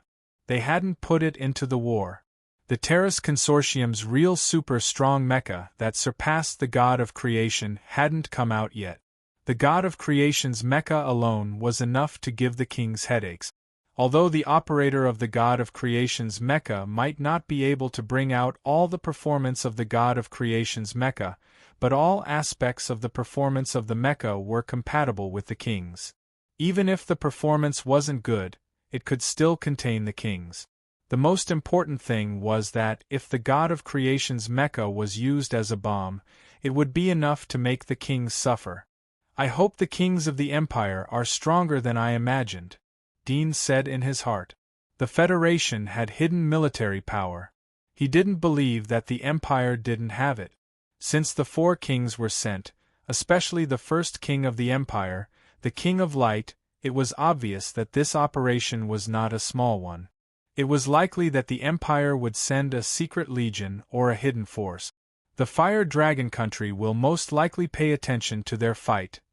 Dean thought of the Fire Dragon country in the east of the Empire. Previously, the 3 major forces were in a tripartite balance. Now that the Empire had taken the lead to attack the Federation, it was bound to take into account the Fire Dragon country to take advantage of the situation. But he didn't know what the Great Emperor was thinking and how he was going to guard against the Fire Dragon country. Wait, what if the Empire and the Fire Dragon country join hands? Dean's face suddenly changed, and then his eyes bloomed with brighter light. This was definitely bad news for the Federation. But for him, it was even more delightful. The Empire had sent the kings to attack. Either they had absolute confidence to suppress the Federation and still had spare strength to guard against the Fire Dragon country, or they had secretly joined hands with the Fire Dragon country to prepare to swallow the Federation. Of course, in addition to these 2 scenarios, there was a third possibility. That was, the Great Emperor had to urgently attack the Federation for some reason, even if he had to suffer heavy losses. But this possibility was the smallest and almost impossible. Although he didn't participate in the war, Dean's thinking level had been raised to the top of the battlefield. He overlooked the battlefield and looked directly at the truth behind the war. He felt that it was necessary to pour a ladle of oil on this boiling fire. All the way through the night, Dean met the Federation's mechanical legion that was resting in the wilderness and rushing to the battlefield. It was an intermediate legion with no more than 200 people, but each mecha was comparable to the Dominator level. Dean didn't take a detour, but directly rushed forward. He transformed into Splitter and combined with the ability of the Sun Beast. The sharp blades on his body burned with raging flames. He was like a fire demon crawling out of purgatory. He killed into the mecha legion like a tiger entering a pack of wolves. The alloy shell of these mecha couldn't resist his attack. In less than 3 minutes, they were completely annihilated. They only had time to send out a distress signal. After destroying the mecha legion that was supporting the battlefield, Dean quickly left and disappeared. He knew that the distress signal would be passed to the ears of the nearby mecha legions. It would also be seen by the god of science and technology who had extended his tentacles to all the instruments. With the intelligence of the god of science and technology, he would definitely know that it was done by him at first glance. And with the character of the god of science and technology, he would probably think that Dean deliberately exposed his position to make people mistakenly think that he had escaped from the Federation. In fact, he turned around and quietly sneaked back to the Federation. If he knows the news, he should strengthen the defense of the host city. In this way, he won't care so much about the battlefield. At most, he will directly use nuclear weapons. As for the Mecha Legion, he probably won't easily send it. Dean's eyes flashed. This was the result he wanted to see. Once the Mecha Legion of the god of science and technology was sent out, it would at least be comparable to the combat power of 2 king-level masters. If the other side didn't care about the cost, it would be enough to kill all 4 king-level masters. If I'm included, the Federation should have to face 5 king-level masters. Dean slightly narrowed his eyes and disappeared into the night. Dean met another wave of spies at full speed throughout the night. He still used torture and obliteration to solve them. Then he took out the magic marks and swallowed them to master new magic mark abilities.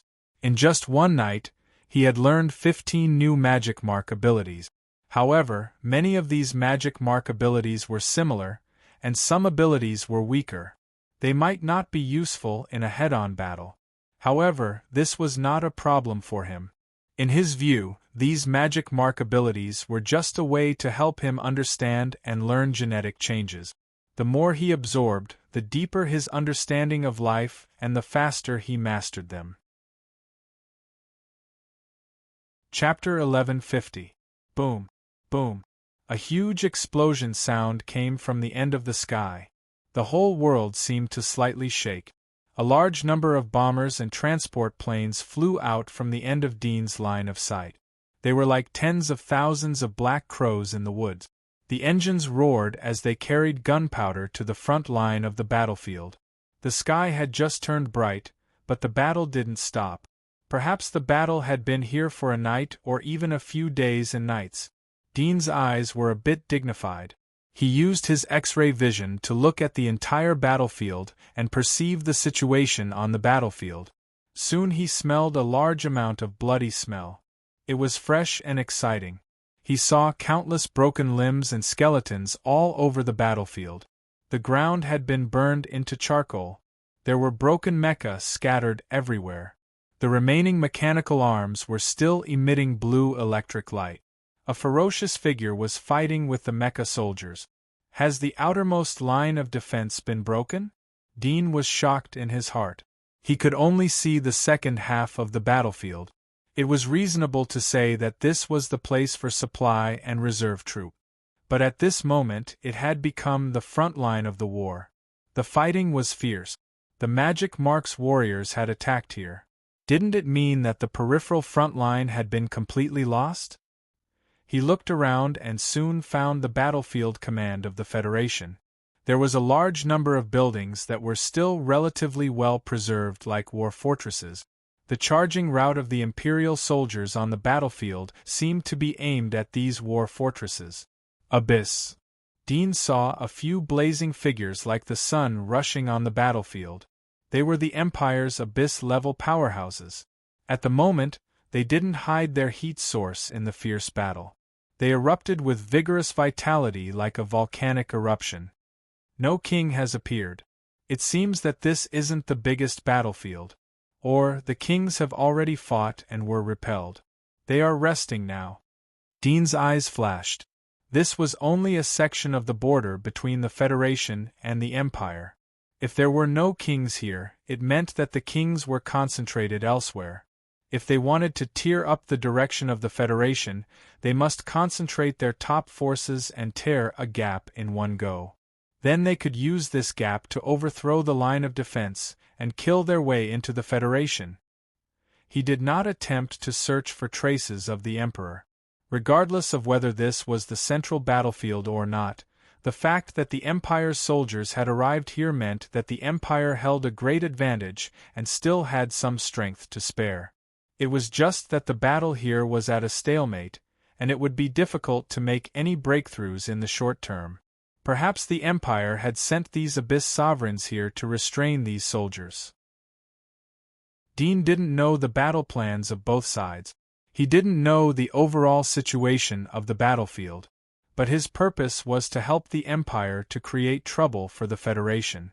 After thinking for a moment, he quietly touched the back of the fortresses. He used his X-ray vision to look at the situation inside. He saw a large number of soldiers and generals gathered inside the fortresses. With the help of the god of science and technology's memories, he immediately recognized their military ranks and identities from their uniforms and outfit. He even knew the names and family information of quite a few of them. A lieutenant general, 5 major generals, and no generals. It seems like this is not the main battlefield. Dean's eyes flashed as he carefully observed their lip. He soon knew the situation of the battlefield.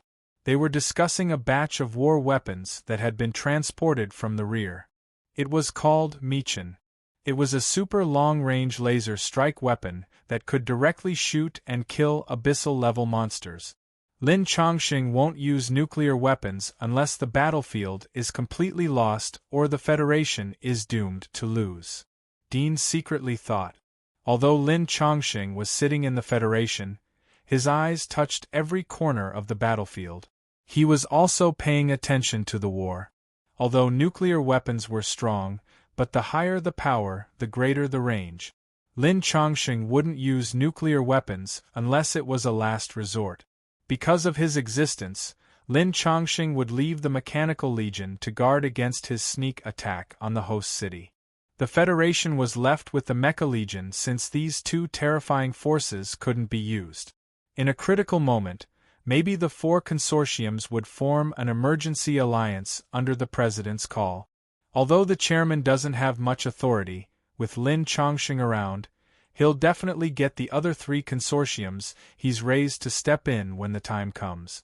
The true core progress of the demonic mecha that the Lokviai Financial Group has been secretly researching has always been under Lin Chongqing's watch.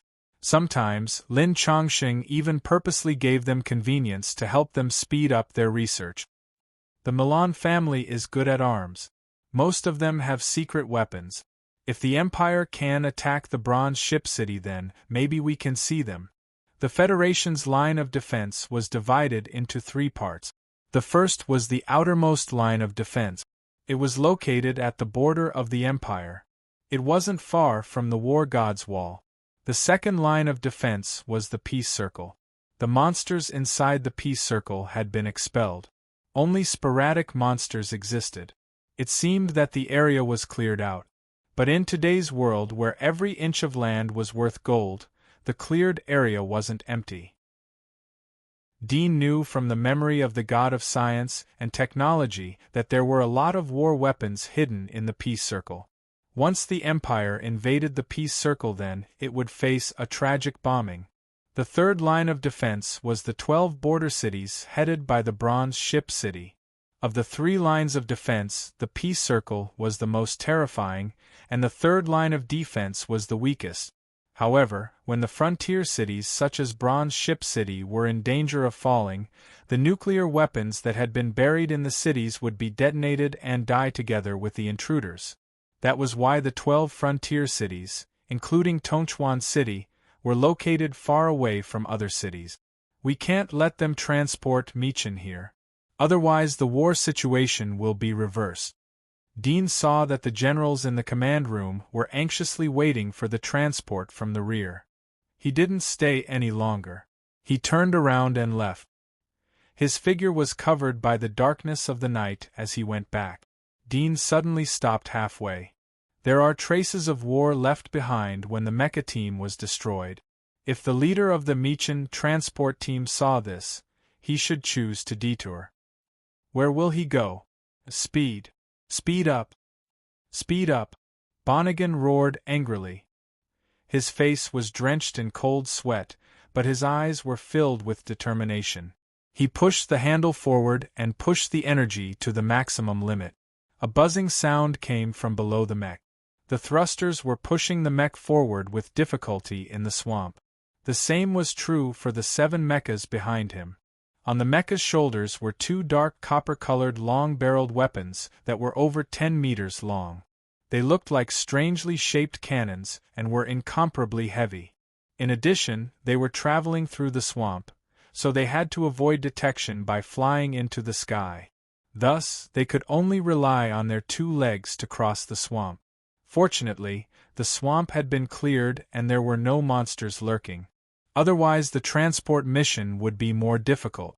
The engines of the 8 mechas were buzzing as they moved quickly in the swamp. The muddy water splashed on the joints of the mechas as if they were made of mud. Suddenly, the front mecha stepped into the deep swamp.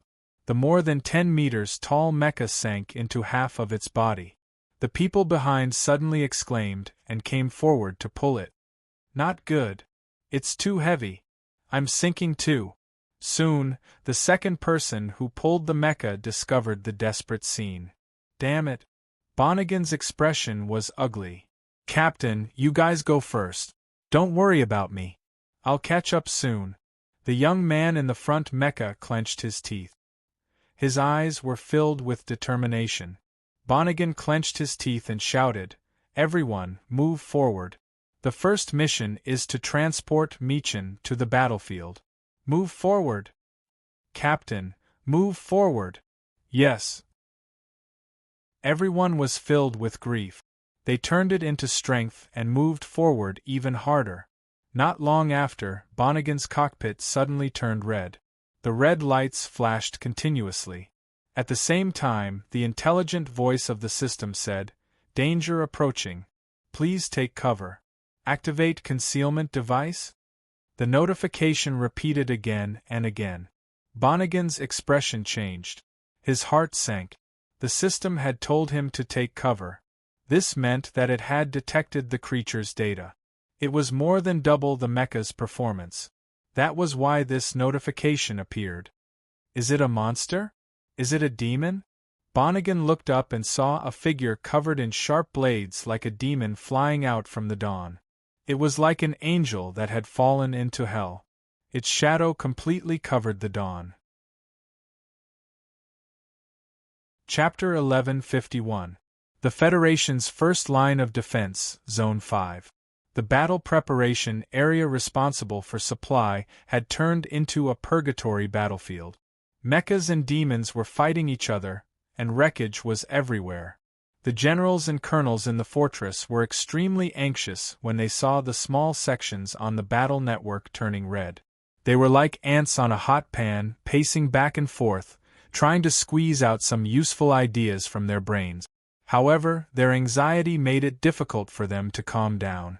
One of the major generals could not help but slam the table and roar, "Why hasn't the Michin been transported over yet? Are those white pig snails? Mo&I, what do you mean by this? Did we Caucasians offend you?" Another blonde major general next to him scolded him. "That's enough. Why are you still talking about such nonsense at a time like this?" The only lieutenant general in the fortress, Su Lei, was furious. He glared at the two of them, then turned to the major in charge of the transport team and shouted, "Where are they now?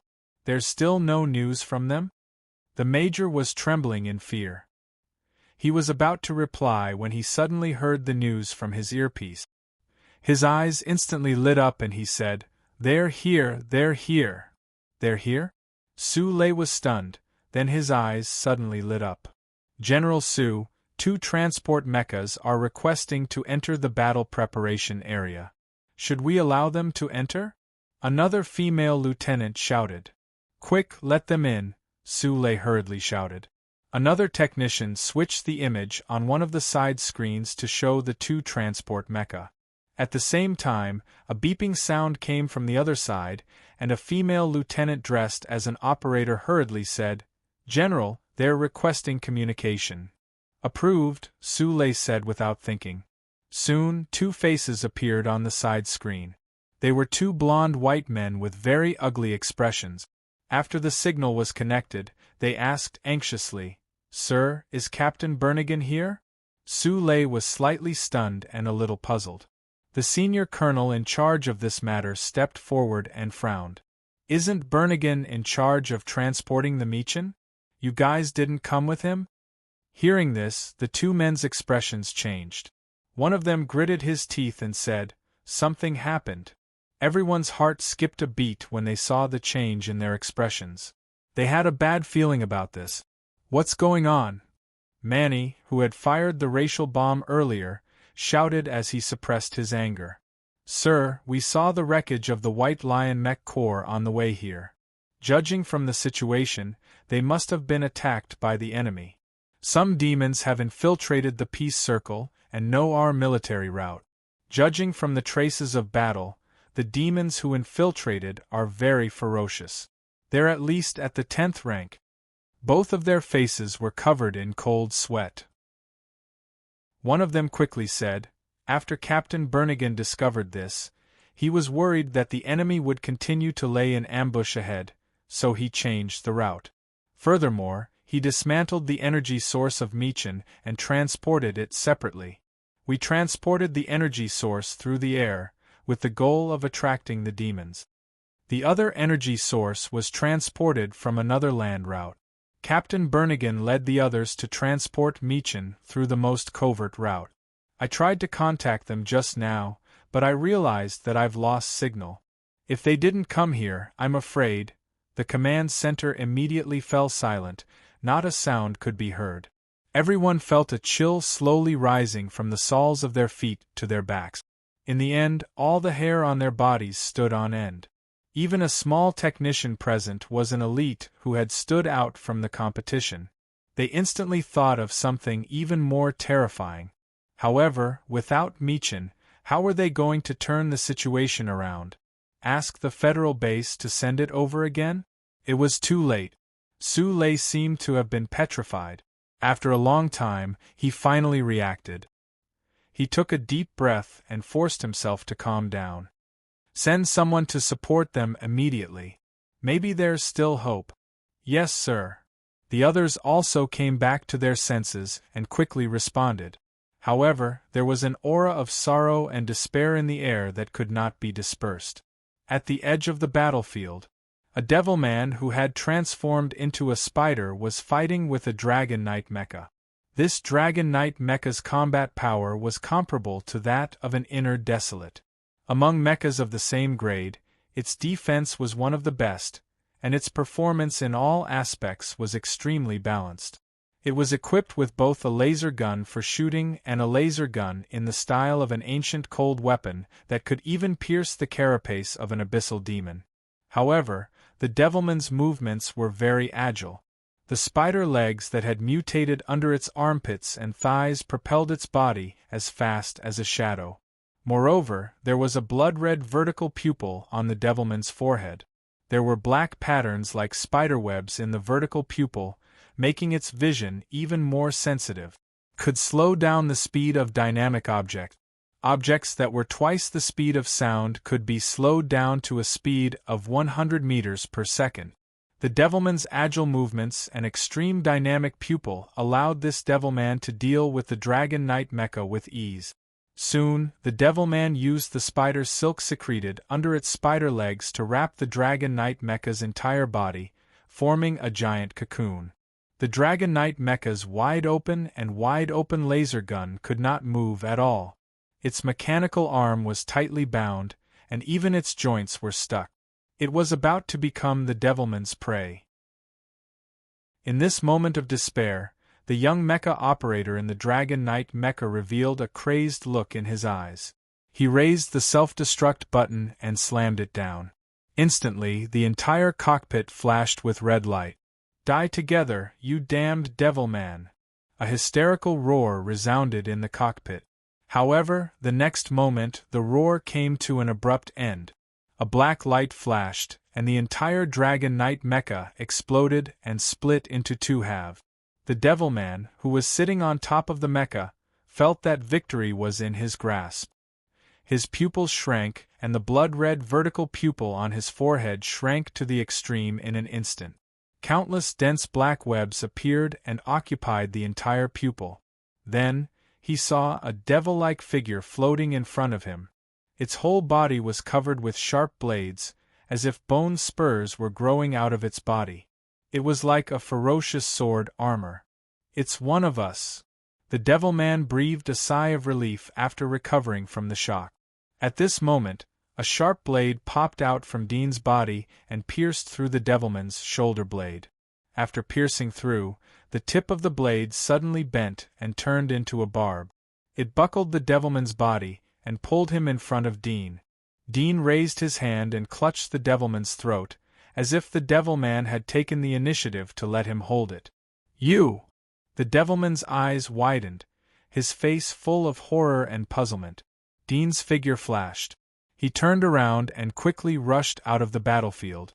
After leaving the battlefield, he turned into a ghost-like shadow and sneaked along the ground until he appeared on a hillside 20 miles away. He turned around. He could still see the battlefield from here, but he could not see clearly. "Where are the kings?" Dean threw the Devilman to the ground and asked indifferently. Chapter 1152. Are you looking for the king? Who are you? The Spider Devil was bewildered. He felt that Dean's identity was strange. A sharp blade extended from Dean's hand and rested on the Spider Devil's neck. Dean indifferently said, "You don't have the qualification to ask questions. Answer whatever I ask or die." The Spider Devil's body trembled.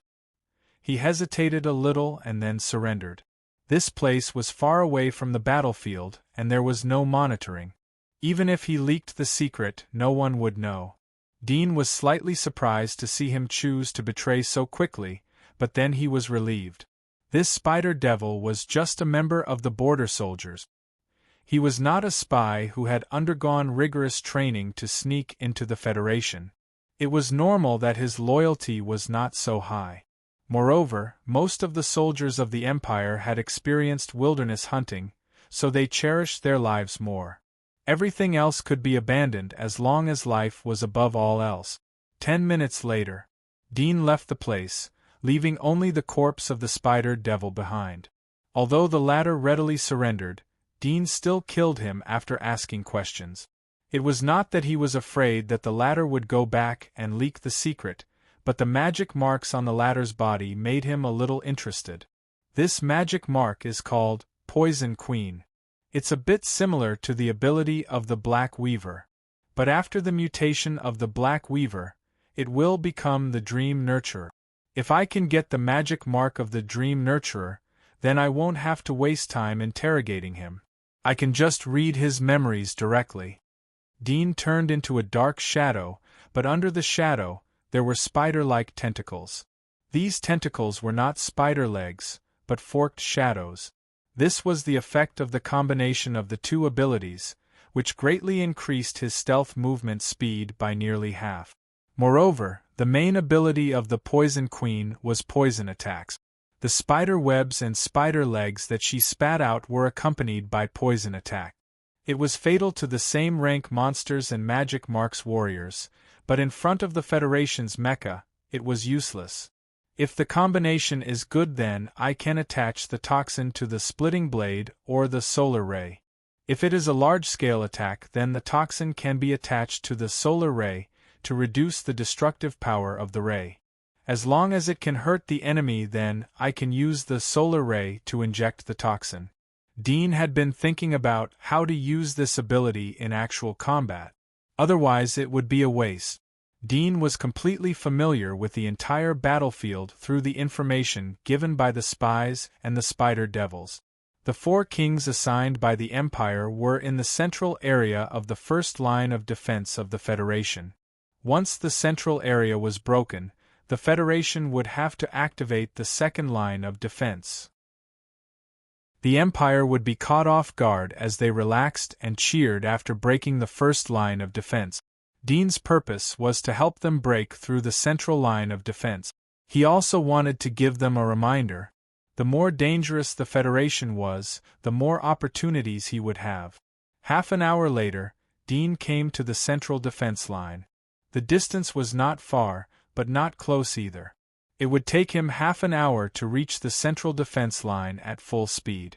The pioneer-level army would need at least 4 or 5 hours to reach the central defense line, unless they took a transport plane. As soon as he arrived at the edge of the central war zone, Dean saw the smoke of the war.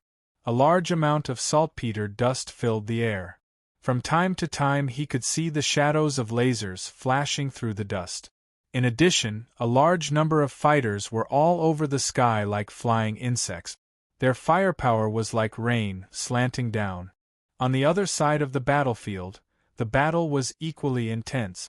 Groups of thunderbirds whistled in midair, releasing thunder and lightning that destroyed fighter jets one after another. At the same time, there were also thunderbirds that were hit by missiles on the fighter jets and exploded into pieces. On the ground, there was a scuffle between the mechas and the demons. Dozens of powerful figures whistled in the air and fought with more than a dozen Athena mechas. Each Athena mecha was rated 4 stars and had performance comparable to the Lord of the Abyss. Although they weren't as flexible and experienced as the real Lord of the Abyss, they were enough to crush the upper abyss below the Lord of the Abyss. Dean hid in the grass and narrowed his golden eyes in the black shadow. He looked at the chaotic battlefield. Every minute and second, a large number of people died. A large number of fighters crashed. Similarly, many Dominators and Abyss were killed by missiles and lasers. The battlefield affected half of the city, but it was still very crowded. It was the first time for Dean to see a war of such scale. Compared to this place, the previous war in the peripheral defense line seemed insignificant. It was like a fight between divisions. But here, it was like the end of the world. He saw 3 abyss-level heat sources fall on the battlefield in 10 breaths. Soldiers with ordinary physiques couldn't step into this war. Even the specially trained special forces couldn't. The vibration of the explosions was enough to tear their eardrums and make them dizzy. The Federation's artillery was wilder than Dean had imagined. Although nuclear weapons weren't used, all kinds of thermal weapons were used. Missiles of mass destruction were directly thrown into the rear of the Empire to kill the reinforcements rushing to the battlefield. On the battlefield, in addition to lasers, small missiles, and metal storms, there were some artificial intelligence chariots charging on the battlefield. These chariots were like sea urchins with sharp blades. Their speed was extremely fast. They directly plowed a bloody ditch into the army of the Empire.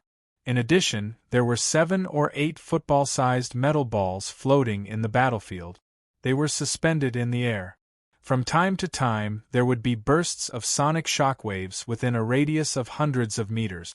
It was an overclocked attack. It caused damage to the Magic Mark's warriors who relied on their flesh and blood to fight.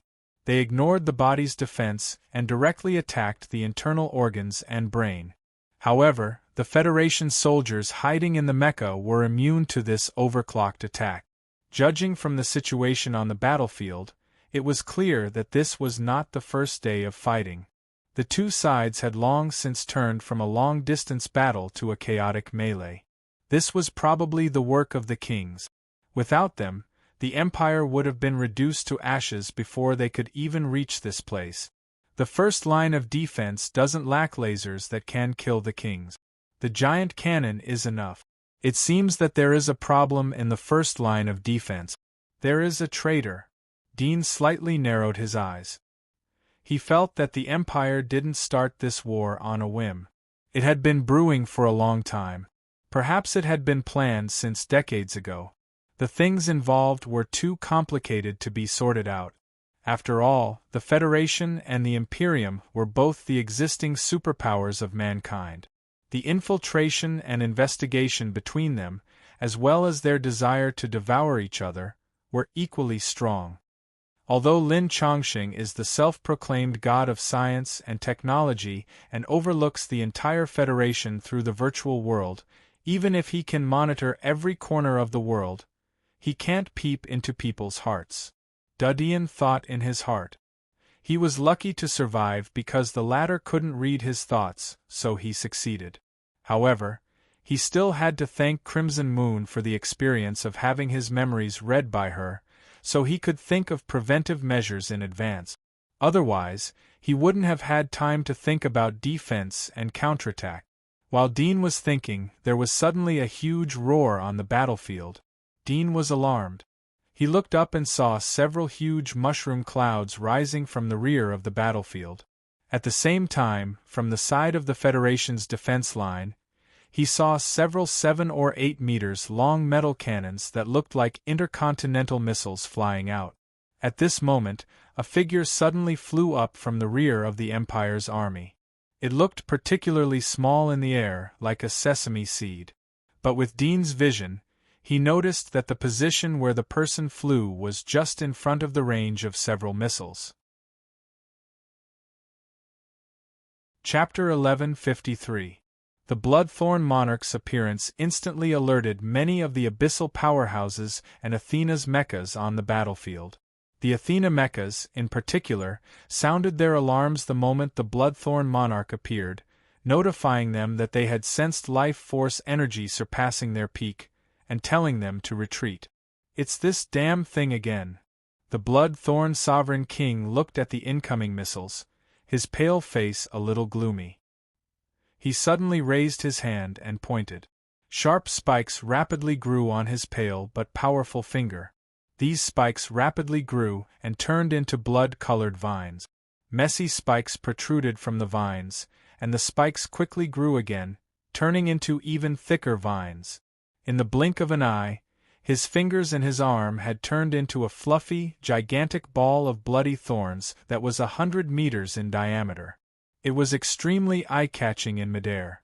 What was even more unbelievable was that the cluster of bloody thorns that had been loosened was merely the mutation of one of his arms. Dean, who saw this scene through his X-ray vision, widened his eyes in shock. He couldn't believe his eyes. Humans were made of flesh and blood.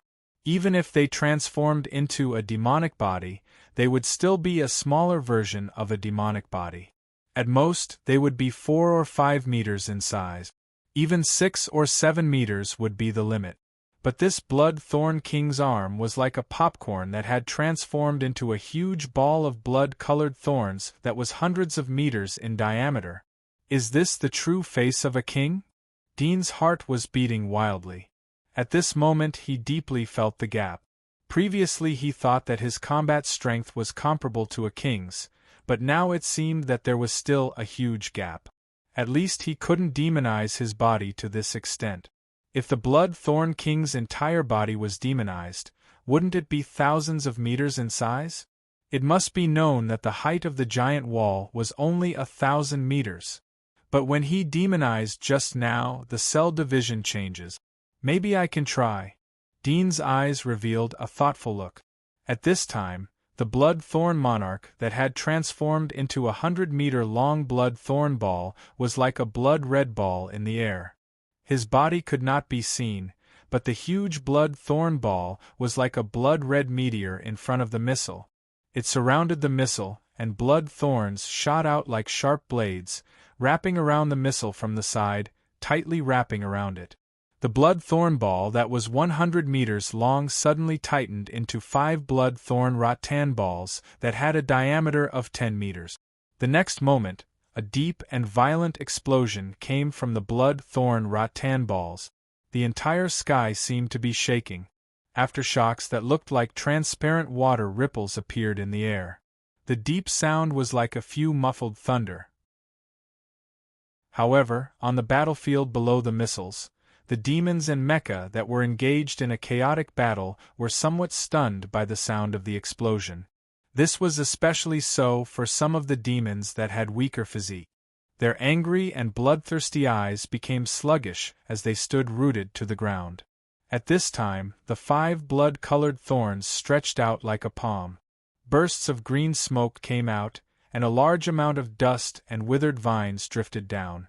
The remaining blood-colored vines that were in good condition shrank back and gathered around the blood thorn king. They slowly shrank back to their original shape, but the skin of the arm was a bit paler than before. During this process, a pair of golden eyes stared at the distant edge of the battlefield. Huh! The blood thorn king suddenly felt like he was being watched. He slightly frowned and looked around. That feeling disappeared, as if it was an illusion. He slightly frowned, but immediately felt relieved. After all, he was a king, so it was normal to be watched on the battlefield.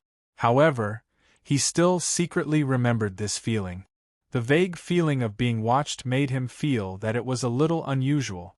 After looking around the battlefield, he didn't stay any longer. He landed and returned to the fortress. There were 3 bloody figures there, one more terrifying than the other, exuding a deep and cold aura like the sea. He's gone. Dean looked at the blood thorn king retreating from the battlefield after dealing with the missiles. Then he retracted his gaze. His golden eyes flickered, and he raised his hand, staring at his own palm. In his mind, the scenes that he had seen with his X-ray vision appeared. When the blood thorn king's arm demonized into a blood vine, the changes in the cells, the changes in the bones, the constant division and reorganization. If he didn't see it clearly the first time, then when the blood thorn king's arm returned to a human arm, the process changed again, and this time he completely remembered it. The second level of life, the cell activity is enhanced to the extreme, the control of the whole body is reached to the extreme, and the evolution is like a creature like the iceworm. Conventional means can't kill it, the heart can be pierced, the head can be cut off, and the body can be regenerated. From the conventional use of hands and feet to the control of all the cells in the body to fight. Dean thought of the life potential that he had seen with the instrument. There was no doubt that the blood thorn king had reached the second level of life, and could use all the cells in the body to fight. This fighting method had broken the cognition of human thinking. All creatures use their claws, fangs, and body to fight, but this was the most primitive fighting method. Humans created fighting techniques, practiced different fighting postures, but still stopped at using their fists, elbows, teeth, knees, and other parts of the body to fight. They didn't learn to use their ears, flesh, and organs to fight. This was impossible in the old era, but it wasn't impossible for the magic scar warriors whose physique was thousands of times stronger than humans. At the end of science was theology, and at the end of life was God. The fighting method of the blood thorn king was close to that of God. I should be able to. Dean stared at his palm, looking for the feeling that his cells were ready to move. After a few minutes, he felt that his consciousness seemed to be connected with all the cells in his arm. This feeling was very wonderful, as if he could control all parts of his arm, and even make a part of the skin bulge into a sharp horn. This kind of control was 100 times more difficult than controlling the folding of the ears and turning of the eyes in different directions. But Dean did it, and it felt very easy. He closed his eyes, and the scene of the demonization of the blood thorn monarch's arm reappeared in front of him. Countless cells were decomposing, and the nucleus inside the cell was changing, dividing, and then a new nucleus was born inside the divided nucleus. It quickly grew into new cells, and then continued to divide. The breeze, the tender grass, the soil. Dean suddenly touched these things. He opened his eyes, and suddenly saw a sea urchin-like ball full of sharp blades appeared in front of him. This black iron blade-like ball had a diameter of nearly 2 meters, and it was still extending, like the branches of a withered old tree, but the extension was a sharp blade, incomparably sharp. Chapter 1154.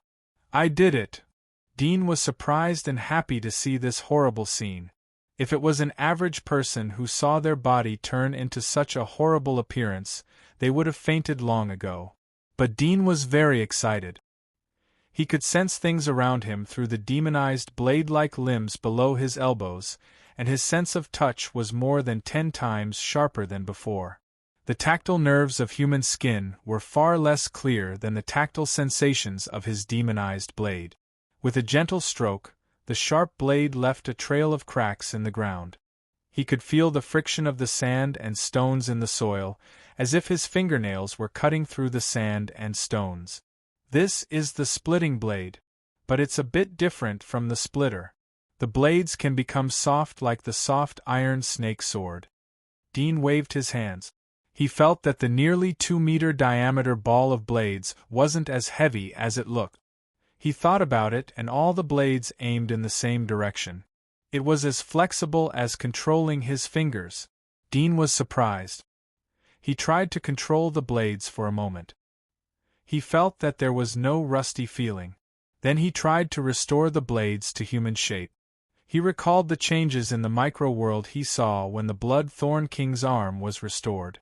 Soon, all the blades quickly shrank and slowly restored to the shape of his arm. He tried to clench his fist and felt full of strength. Is this the means of the king? I can do it too. Dean was very surprised. He felt a bit tricky and depressed when he saw the terrifying demonization of the Blood-Thorn King. But he didn't expect to learn it in the blink of an eye. Moreover, he had a feeling that if he used his full strength, he could also turn his arm into a sharp blade that was hundreds of meters long. But it would consume more cells and increase the target of the attack. It wasn't a good thing in a one-on-one fight. It seems that my previous assessment of myself was correct. I do have the strength of the king, but I lack the king's means of attack. Now that I have learned the means of attack, there should be no difference between me and the other kings. Dudian was very satisfied with the result. Although the king level wasn't the strongest, but at least it was ranked at the top of the list. Now that the war between the Federation and the Empire had broken out, it would be more difficult for him to get benefits from the war if he didn't even have the strength of the king. If he missed this opportunity, he might have to stay dormant for 10 years or even 20 or 30 years of painstaking efforts to surpass the king and even bring them down. At that time, he would be middle-aged. Although it was very great to have the status of a king in his middle age, but Aisha couldn't afford to wait. No wonder Lin Chongqing wanted to seize my body. He was right. My body is indeed a divine embryo. In other words, I have broken the barrier in my body. I can continue to evolve. Moreover, I have the possibility to evolve into a god. Dean's eyes sparkled. This was his capital and his biggest card. Although he was not the only one in the world, there were not many of them. Dean tried to use the other hand to demonize. Soon, the other arm also demonized into a blade with a diameter of several meters. It was like a blossoming iron tree with sharp blades growing on it. He tried to demonize other genes. After several attempts, he gradually mastered it. Perhaps not all kings can use this kind of demonization. Dean had some understanding of the demonization after repeated attempts. His limbs were bifurcated like vines and old trees. The feeling of the bifurcated swollen was very similar to that of the Blood-Thorn King. The reason was that the demonization he learned was from the Blood-Thorn King. So it contained some of the latter's demonization characteristic. But other kings might not have this bifurcated demonization. This demonization isn't the only manifestation of the second level of life. The definition of the so-called second level of life is ever-changing. Although it's already a great change for me to be able to demonize my arm to this extent, it's still not truly a myriad of transformations. It seems that the Blood-Thorn King and I belong to the initial stage of the second level of life. We can only master certain changes and then use those changes to the extreme.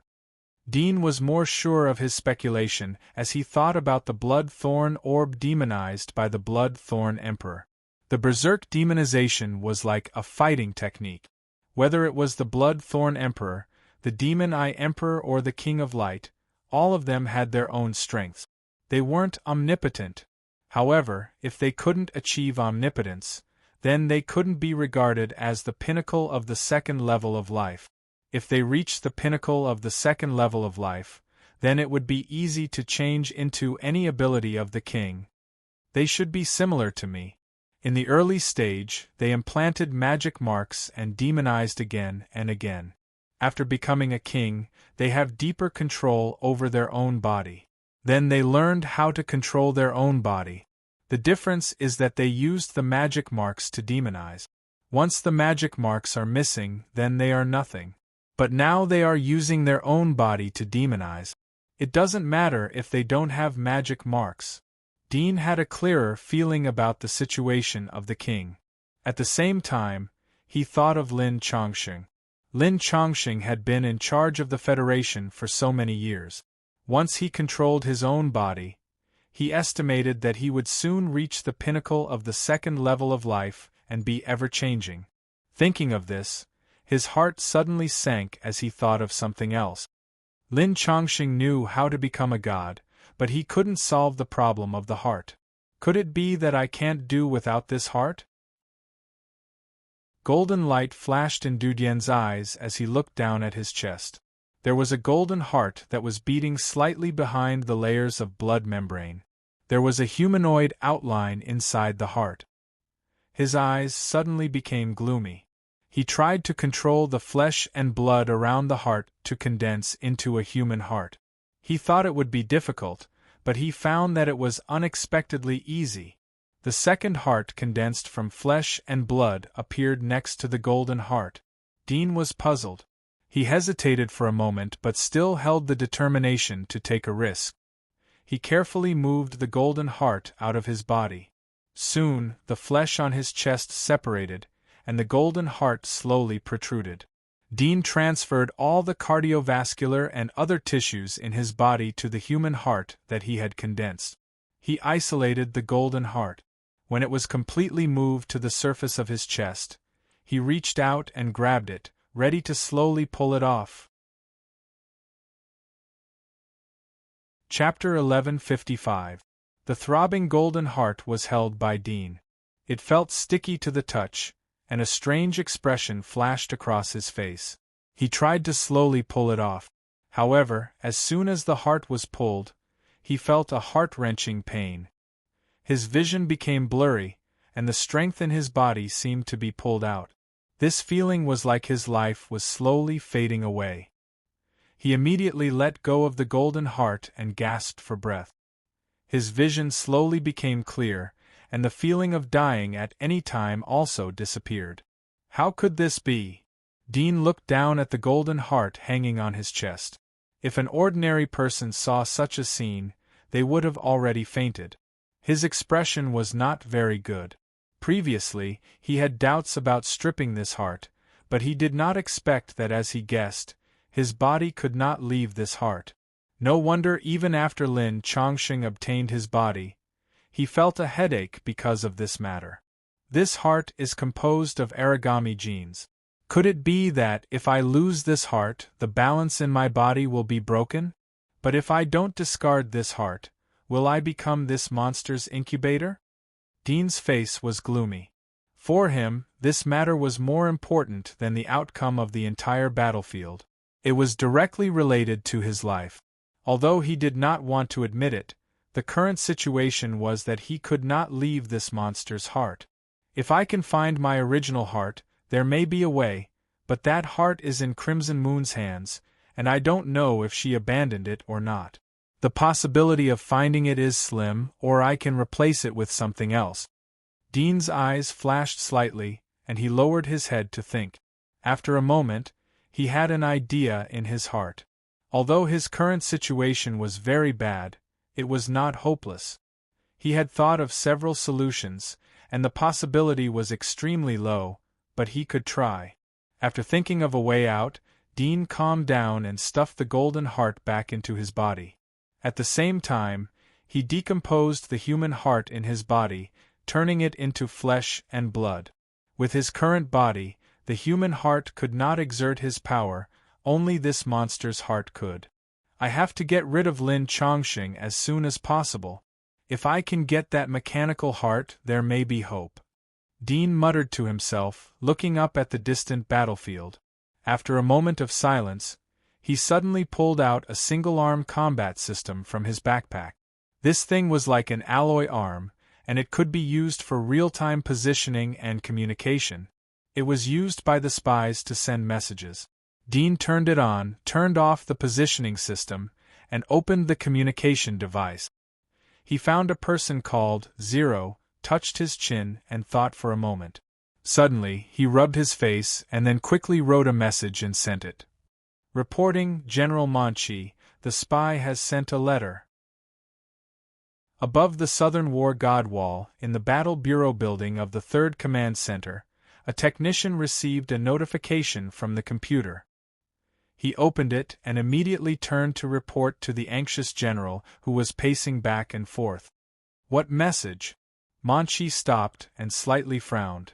General, the information says that the mechanical army of the Troll Federation can't be used, and there's internal strife in the Federation. There's also a map of the Federation's first line of defense, the technician quickly reported, his voice sonorous and powerful. Meng Qi was taken aback. His eyes widened as he said, "Are you sure?" The technician also realized the value of this piece of information and said firmly, "General, I'm not mistaken." Manchi quickly grabbed his computer and saw a message. There were words on it, as well as a map attached below. He looked at it twice, and his body couldn't help but tremble. But the next moment, he suddenly thought of something he had overlooked. He was shocked and felt a chill in his heart. He immediately said to the technician, "Check if the person who sent the message was the spy himself." "Yes." The technician nodded and quickly sat back in his chair. His fingers tapped on the keyboard, and soon, a camera image appeared on the computer.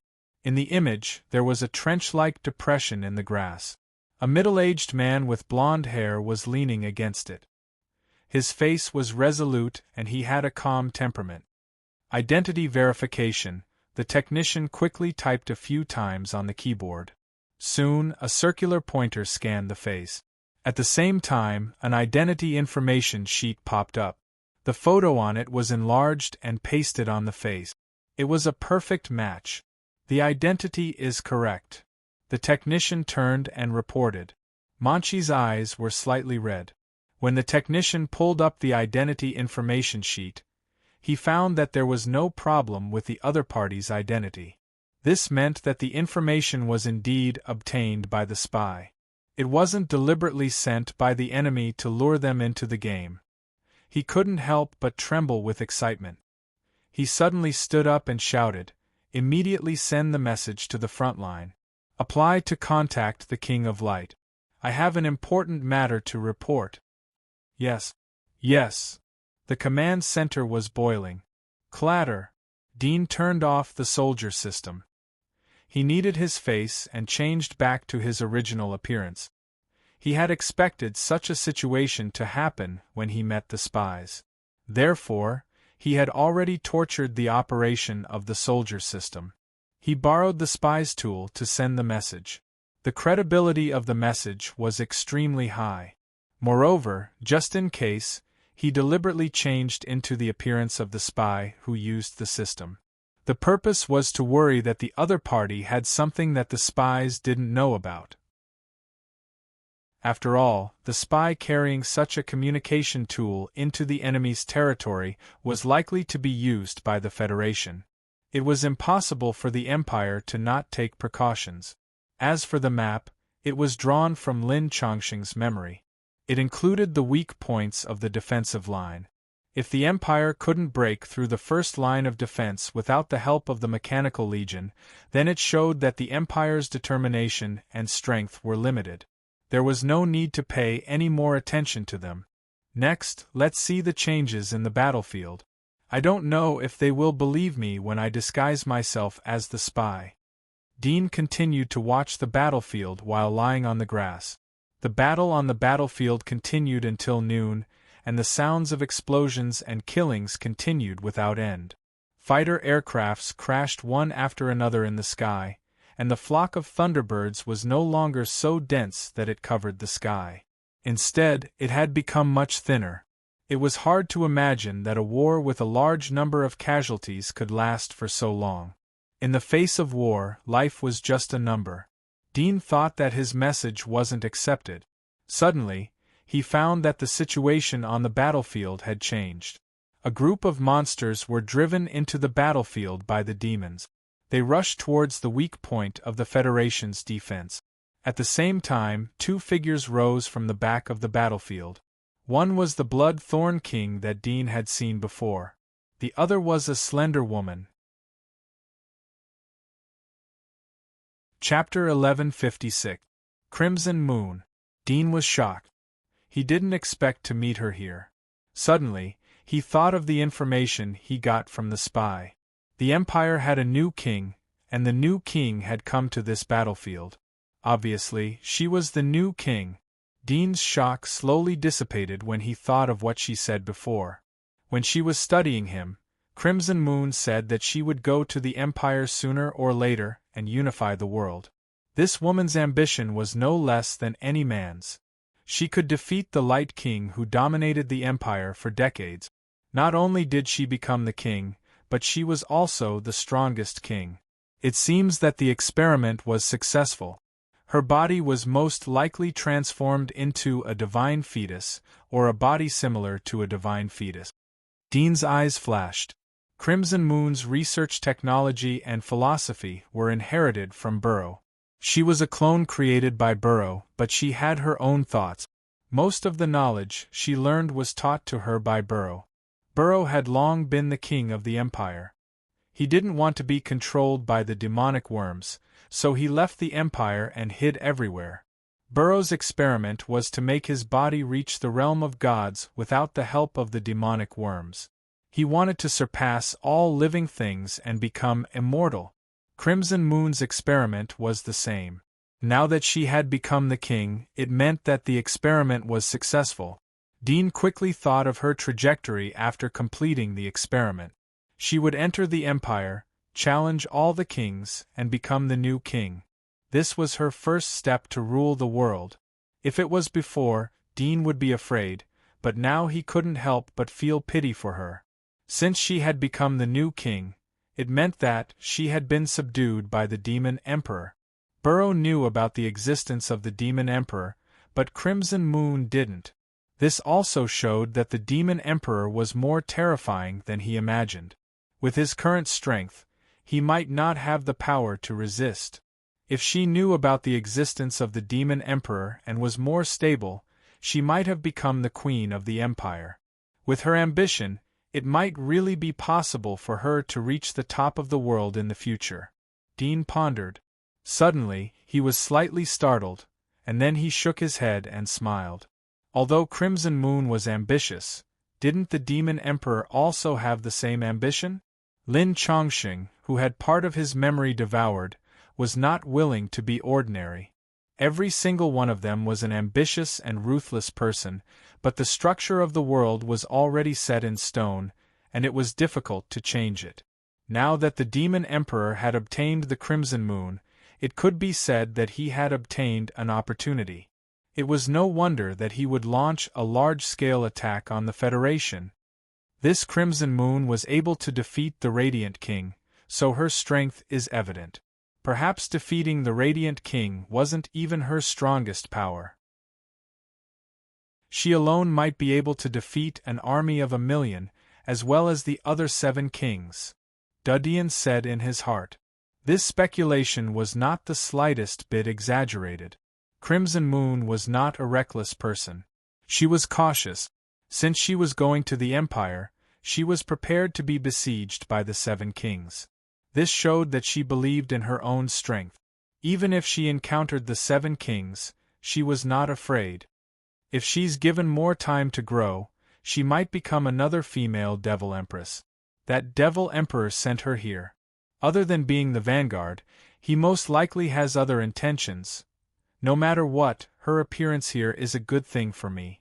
If I can obtain her magic marks, my strength will increase by leaps and bounds, which will be of great help to my battle with Lin Chongsheng. Moreover, I can also find out the whereabouts of my heart from her. Dudian slightly narrowed his eyes, converged his breath, and watched the changes on the battlefield. While Dudian was thinking, Crimson Moon and the Blood-Thorn Emperor appeared on the battlefield like two cannonballs, directly rushing toward the center of the Federation's defense line. Aware of the appearance of the kings, the Federation also urgently took action. Dudian saw missiles and laser cannons set up in the rear of the battlefield, especially the giant cannon that could kill kings. In addition, Dudian also saw some other powerful laser weapons. Some of the laser weapons had a strong corrosive effect. Once hit, the body would quickly dissolve. Although the destructive power was not as strong as the laser cannons, it was still extremely terrifying. Dudian stared at them, wanting to see how Crimson Moon would deal with it.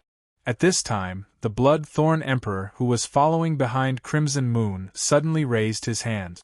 Both of his arms went berserk, turning into a large number of blood vines that descended from the sky, penetrating the battlefield below. The vines intertwined together like two giant trees with a diameter of tens of meters. After a few seconds, blood-red vines shot out from the surrounding soil, like sharp swords and javelins, penetrating the surrounding Mecca. With the ground penetrated by the arms as the center, it seemed to form a forest of blood thorns, which was the Blood-Thorn Emperor's domain. Dudian used his X-ray vision to observe the changes in the Blood-Thorn Emperor's cells very carefully, and his own understanding was slowly improving. At this time, the sky suddenly darkened. The blue noon sky instantly dimmed, as if a black curtain had appeared in the sky, completely covering the light. Dudian was slightly startled, and his attention shifted from the Blood-Thorn Emperor to Crimson Moon who was in front of him. Suddenly, he saw that black mist overflowed from all of her pores. This mist was like silk, floating in the air, expanding at a speed visible to the naked eye, as if the air was infected.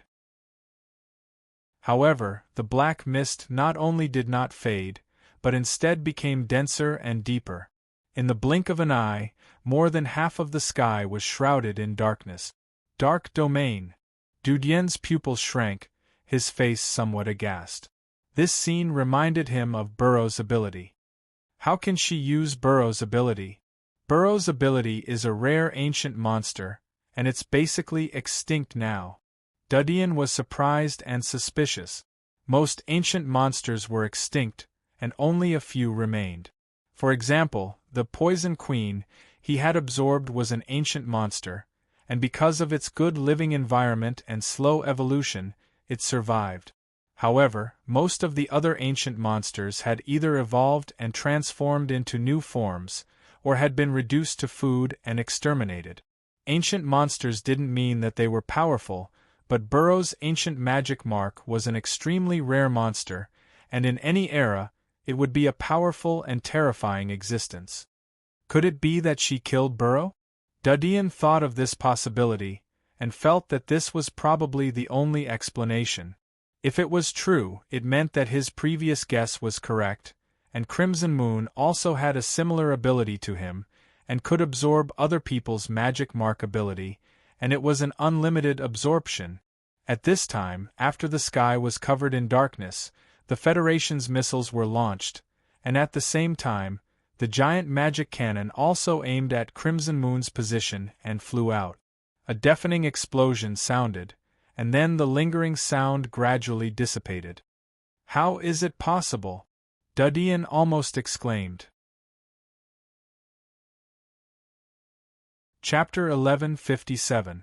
This ability can actually digest the giant demon cannon. Dean's face was full of shock.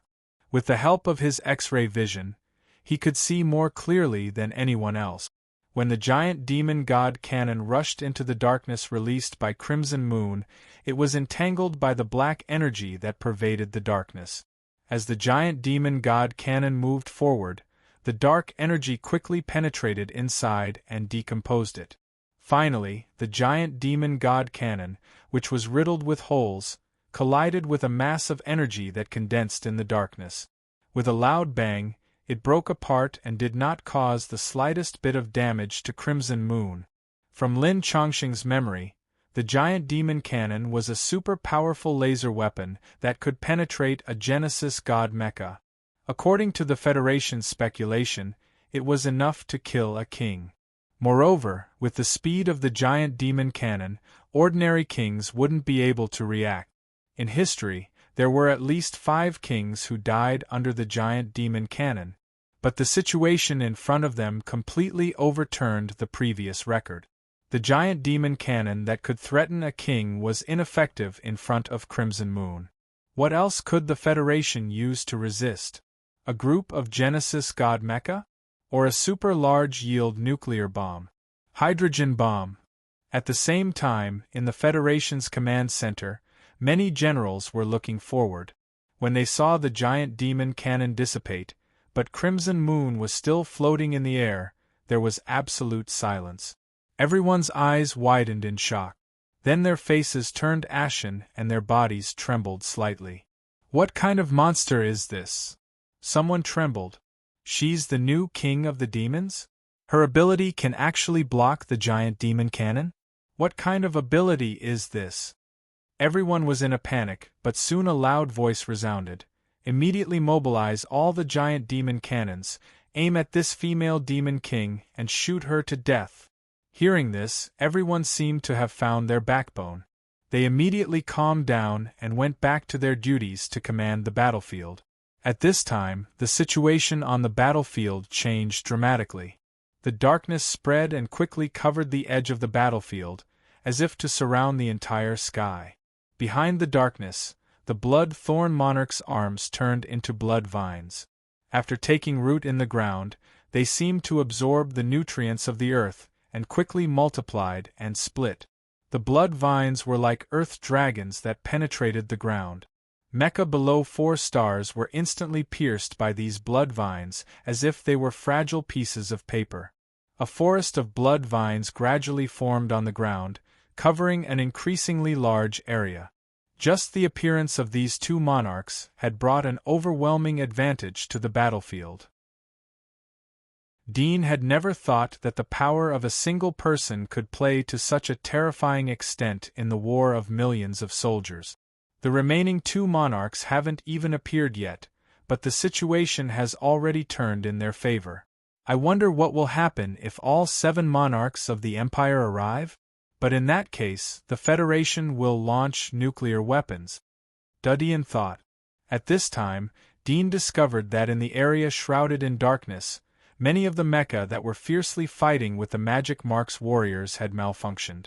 Some of them suddenly became sluggish, and some of them suddenly crashed into their companions in a straight line while flying.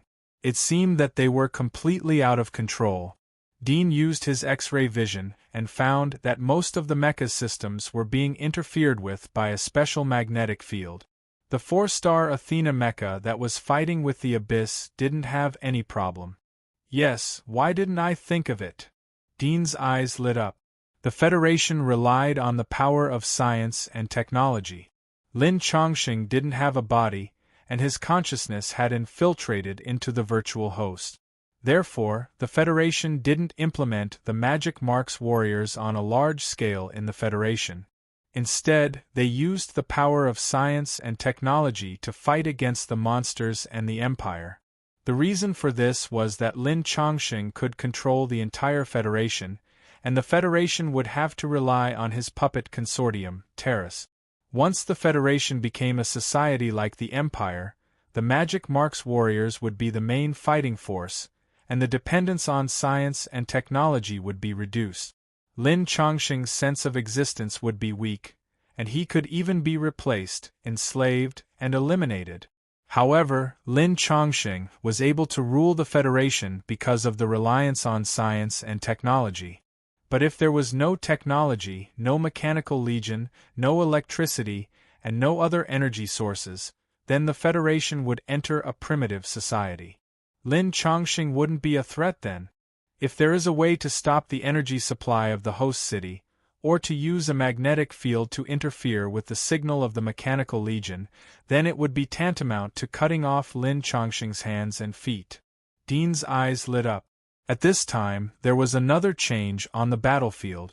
The Federation launched a lot of technological weapons, and more than a dozen giant magic cannons were fired at the same time, bombarding the Black Curtain.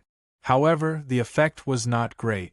After tearing a few holes in the Black Curtain, it didn't take long for the Black Curtain to sew back together again. With the Federation's technology and detection instruments, they couldn't find the exact position of Crimson Moon.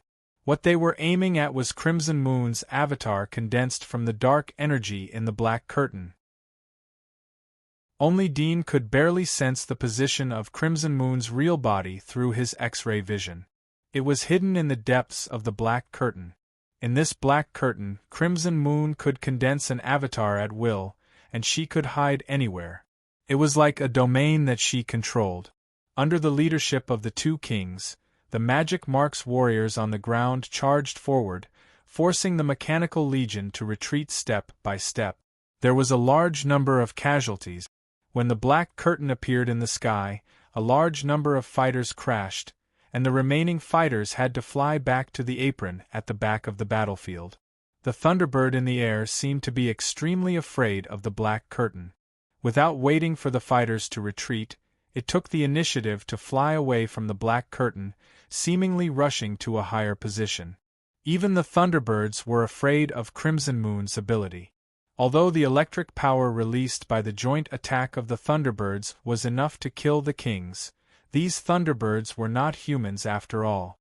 When they encountered something that they were instinctively afraid of, they would only stay away. It seems that Lin Chongqing doesn't intend to use the Mechanical Legion. The giant magic cannon has failed. Next, he will probably use the real war weapons here. I don't know if they can resist it. Dean's eyes flashed. Through Lin Chongqing's memory, he knew the cards of this line of defense like the back of his hand. As he expected, it didn't take long for a large number of the Mechanical Legion to retreat. The Magic Mark's warriors took advantage of the victory to pursue and attack. When they were 7 or 8 miles away from the command center, an underground base behind the line of defense slowly opened. From inside, a mechanical platform was pushed out. On top of it was a huge cannon barrel. It was more than 20 meters long, like a cannon, but the base was connected to the mechanical platform below. Near the platform was a vast plain, on which there were a large number of windmill generators, sun-like generators, and hydroelectric generators. In one of the underground bases, there were also 2 nuclear reactors buried to supply energy. Super Raytheon Cannon. Dean's eyes narrowed as he looked at the huge black cannon barrel. Chapter 1158. Boom. When the Super Raytheon Cannon appeared in Dean's eyes, a dark purple light appeared in the muzzle. In the area more than 10 meters away from the muzzle, the air was slightly distorted. Electric currents flashed, like a storm magnetic field. In the center of this magnetic field there was a clear straight line. There were no electric sparks flashing in the air, like an invisible transparent pipe. The next moment, the flashing electric light in the air suddenly condensed and shrank to the straight line without electric sparks, in a straight line with the muzzle. Boom! It was as if a thunderbolt had exploded on the ground. The violent sound was deafening even from more than 10 miles away. Dean felt a burst of numbness on his skin, as if a weak point had been touched. His hair seemed to slightly curl up, as if it had been split open by the static electricity. A purple light beam pierced through the sky, leaving a mark on his retina. The next moment, The black curtain that permeated the entire battlefield was suddenly torn, drawing a purple crack, like a black painting being cut open. Even with Dean's eyesight, he couldn't capture what happened at this moment. Without any foreshadowing, without any pause, the Super Raytheon cannon gathered energy and fired at a speed beyond Dean's imagination. Perhaps when it was pushed out, it had already finished storing energy. After being startled for a moment, Dean quickly reacted and looked at the battlefield. The black curtain was torn, and the blood-thorn forest behind the black curtain was also penetrated. The blood-thorn king, who had long been hiding in the depths of the blood-thorn forest, had unexpectedly disappeared. The next moment, Dean saw that the blood-thorn forest that was constantly expanding its territory, all the vines stopped moving. Then they twitched, softened on the ground, and quickly split, dissolving into bright red blood. In an instant, a sea of blood appeared on the battlefield, soaking and submerging the rest of the broken limbs. Even some broken mecha were covered by the sea of blood, dyeing the surface of the mecha blood red. Dean's golden pupils slightly shrank. He quickly searched the battlefield, but couldn't find the figure of the blood-thorn king. Dead. Dean sucked in a breath of cold air, his face full of shock. The blood-thorn king, who could almost control the situation of the war, had died just like that. It was simply terrifying. Suddenly, he thought of Crimson Moon in the sky. He hurriedly looked up and saw that the torn black curtain was gradually wriggling, as if it was slowly recovering. In a corner of the black curtain, there was an extremely dark figure. From the silhouette of the figure, it was Crimson Moon. She didn't seem to be injured. That shot should have been aimed at her. She and the blood-thorn king should have been in a straight line. With the destructive power of the Super Raytheon cannon, it should have been enough to kill two birds with one stone. But she didn't manage to dodge it. It seems that the target wasn't her real body, but a dark energy clone. Dean's eyes were dignified. Crimson Moon didn't have enough time to react due to the speed of the shot and the fast charging time. It was obvious that the target of the Super Raytheon cannon was wrong. If he wanted to fire a second shot, it would take at least 30 seconds. The previous shot had depleted 1/10 of the electricity on the battlefield. Although 1/10 did not sound like much, this was the central battlefield of the Federation, supplying the charging and operation of countless mecha systems. 1/10 of electricity was already extremely terrifying. When she spreads out her domain, it will be very difficult to kill her. The hidden figure that I saw might not be her real body. It might also be her doppelganger, whose purpose is to confuse the higher detection instruments. Perhaps her real body has already merged with the darkness, and there is no difference at all. Dean looked at the black curtain in the sky. He had to say that Crimson Moon's ability was too troublesome to deal with. Perhaps he would have to go berserk with his sun beast and completely dissolve her domain when the sun was at its strongest. But he didn't know if this was her last card. While Dean was thinking, a beam of light suddenly crossed the sky from the battlefield of the Empire. It was like a particle beam, extremely fast, far exceeding the speed of sound.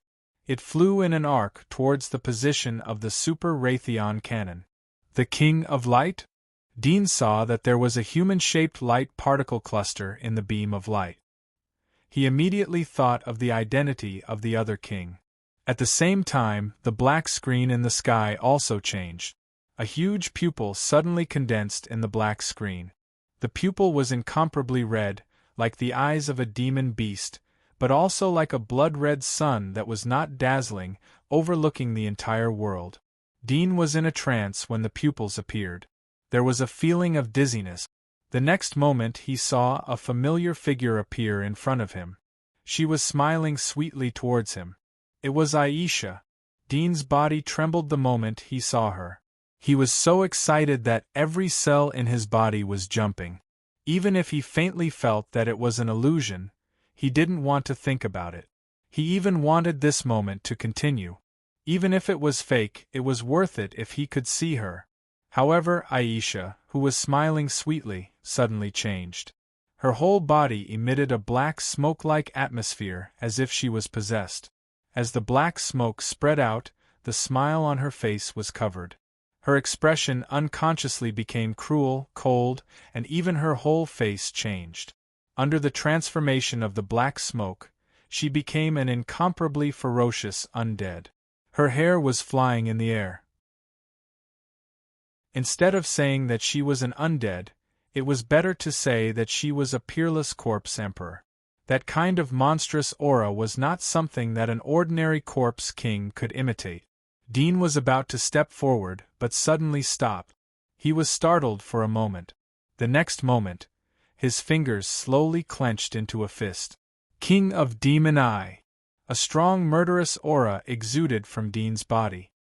His pupils had turned golden, and there were two flames burning outside the golden pupils. The flames were close to his skin, but they didn't burn him, because he could control the heat of the flames, but the heat of the flames on the outside air would burn and distort it. Golden cracks appeared all over his body, and golden flames appeared on the cracks. In the sky, the blood-red giant eye suddenly turned slightly.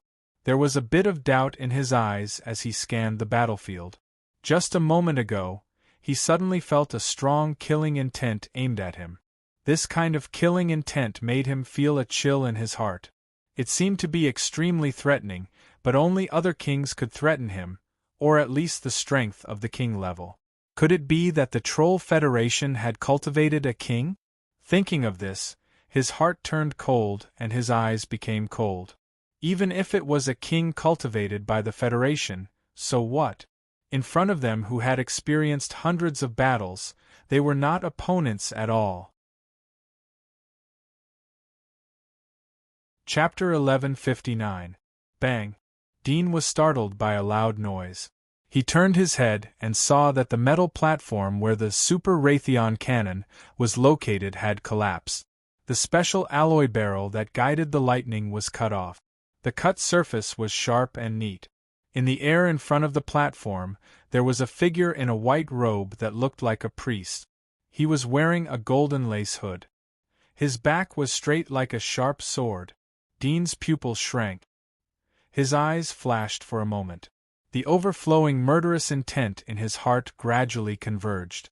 He calmed down. He knew that it was not the time to settle accounts with them. After destroying the Super Raytheon cannon, thousands of soldiers and horses suddenly rushed out of the darkness in the sky. They were either ferocious or burly figures. Some looked like human knights, some looked like ferocious mobs, and some were huge monsters. All of them were made of black fog. They rushed out of the darkness, stepped on the sky, and killed the Mecha Legion on the ground. This scene was like an epic and extremely shocking. Some unmanned intelligent mecha on the ground were not affected by the giant bloody eye. When the Black Fog Legion rushed over, they took the initiative to meet the attack. They raised their hands and shot a large number of armor-piercing bullets, dummy bullets, and other highly lethal bullets. The flames were like orange flowers blooming on the ground. However, when the fiery rain-like bullets swept past the figures of the Black Fog Army, they directly passed through them, leaving ripple-like glimmers on their bodies, bringing with them wisps of black fog. The Black Fog Army pounced on the mecha and instantly turned into a cloud of black fog that wrapped around the mecha. The black fog scattered in all directions and wrapped around the mecha like rope. These unmanned intelligent mecha quickly froze on the spot. The joints of their bodies and the joints of the alloy emitted black fog. When the black fog gradually floated out of their bodies, it was as if their lives were being sucked out. The mecha all fell to the ground. Is the King of Demon Eyes good at illusions? Dean looked at the motionless mecha warriors on the battlefield. Then he used his X-ray vision to look at the command center. The heat source figures inside were also standing in the same place. They did not move. It seemed that they were all under the illusion. He frowned slightly. The King of Demon Eyes illusions were indeed terrifying. Hypnosis on such a large-scale battlefield was enough to wipe out 1,000,000 lions. However, the Federation had already responded. Buzz. the sound of an ancient horn suddenly resounded throughout the battlefield. It came from all directions, as if the mountains were calling out to it. It was extremely loud and clear. Dudian felt that his mind was a lot clearer and his thoughts were a few times more agile. He knew from Lin Chongqing's memory that this was the barbarian god that Lin Chongqing had developed to break illusions. This strange sound wave would stimulate the cerebral cortex and refresh the mind. It would break most of the illusions. With the coverage of hypnosis used by the King of Demon Eyes, it wasn't surprising that the barbarian god was broken. Just as he had expected, the mecha warriors who were in a deadlock on the battlefield woke up one after another when they heard the sound of the horn. This included the generals in the command center. Very quickly, the battle began once again. However, in the short 10 seconds when they were caught in the illusion, the situation on the battlefield had already become overwhelmingly tilted in their favor. Those magic marks warriors did not stay idle. They quickly attacked and killed, and the mecha warriors suffered heavy losses. After regaining consciousness, the mecha warriors retreated under the command of the command center, abandoning most of the defensive line and retreating to the last line of defense in front of the command center. The first line of defense is going to fall. Dudian saw the situation and knew that it was only a matter of time before this place was breached. The trump cards of the first line of defense had been used, and it was no longer able to stop the four kings. He immediately sneaked away and retreated far away. The battle cries seemed to be following him. As he retreated, the cries also whistled over. The tide of magic marks warriors submerged the earth. Countless mecha were destroyed in the torrent. The defensive line was routed bit by bit. Dudian saw that many combat-armed fighters took off from the apron behind the command center. They carried some generals and colonels with medals on their shoulders and withdrew from the battlefield. Next is the peace circle. Dudian slightly narrowed his eyes, turned around and quickly rushed to the peace circle. 3 hours later, in the forest of the peace circle, a team of more than a dozen mecha ran all the way in panic. The team of mecha looked a bit embarrassed. More than half of the mecha were injured. Some of the mechanical arms were torn off and electric sparks were shooting out. Some of the mecha were full of claw marks and the alloy was torn. Some of the mecha had some kind of animal-like claws hanging on their hooks. They were stuck in the chain of the hook and couldn't get rid of it. The team of mecha fled all the way to the peace circle and came to the beautiful green forest. They were just about to stop to rest and reorganize themselves when suddenly a black shadow shot out from the forest. This black shadow went straight to one of the mecha and instantly penetrated it. The pilot inside the mecha died and turned into meat paste. The black shadow didn't stop and continued to pounce on the next mecha. The other mecha operators came to their senses and panicked, shouting, "Enemy attack!" Then, in the short span of 20 seconds, all the mechas fell to the ground. In the empty space, 3 mecha operators were lying on the ground in panic, looking at the black shadow approaching them step by step. With their many years of experience in border defense, they could tell at a glance that this monster-like black shadow was a demon warrior.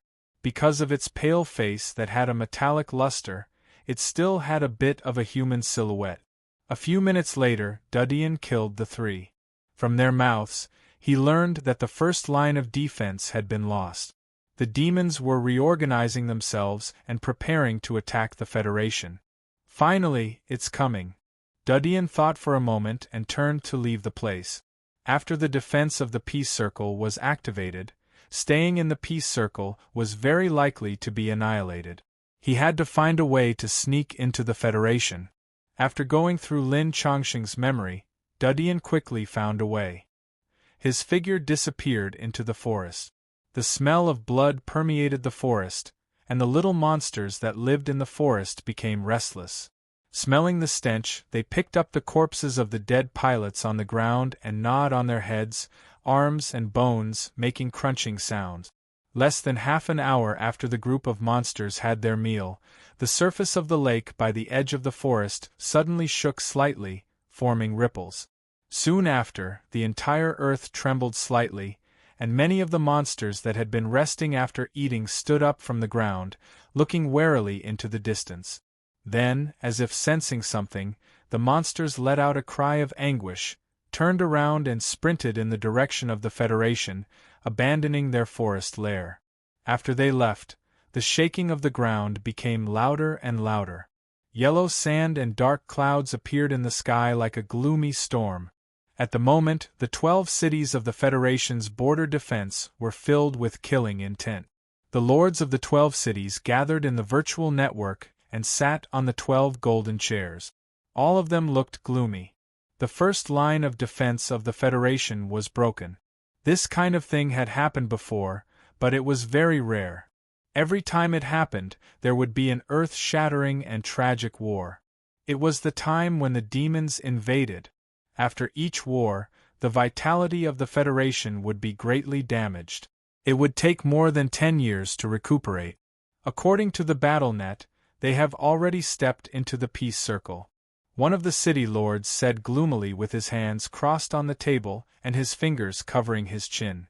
Another city lord said in a deep voice, "Since we're here, let's bury all these damned beasts."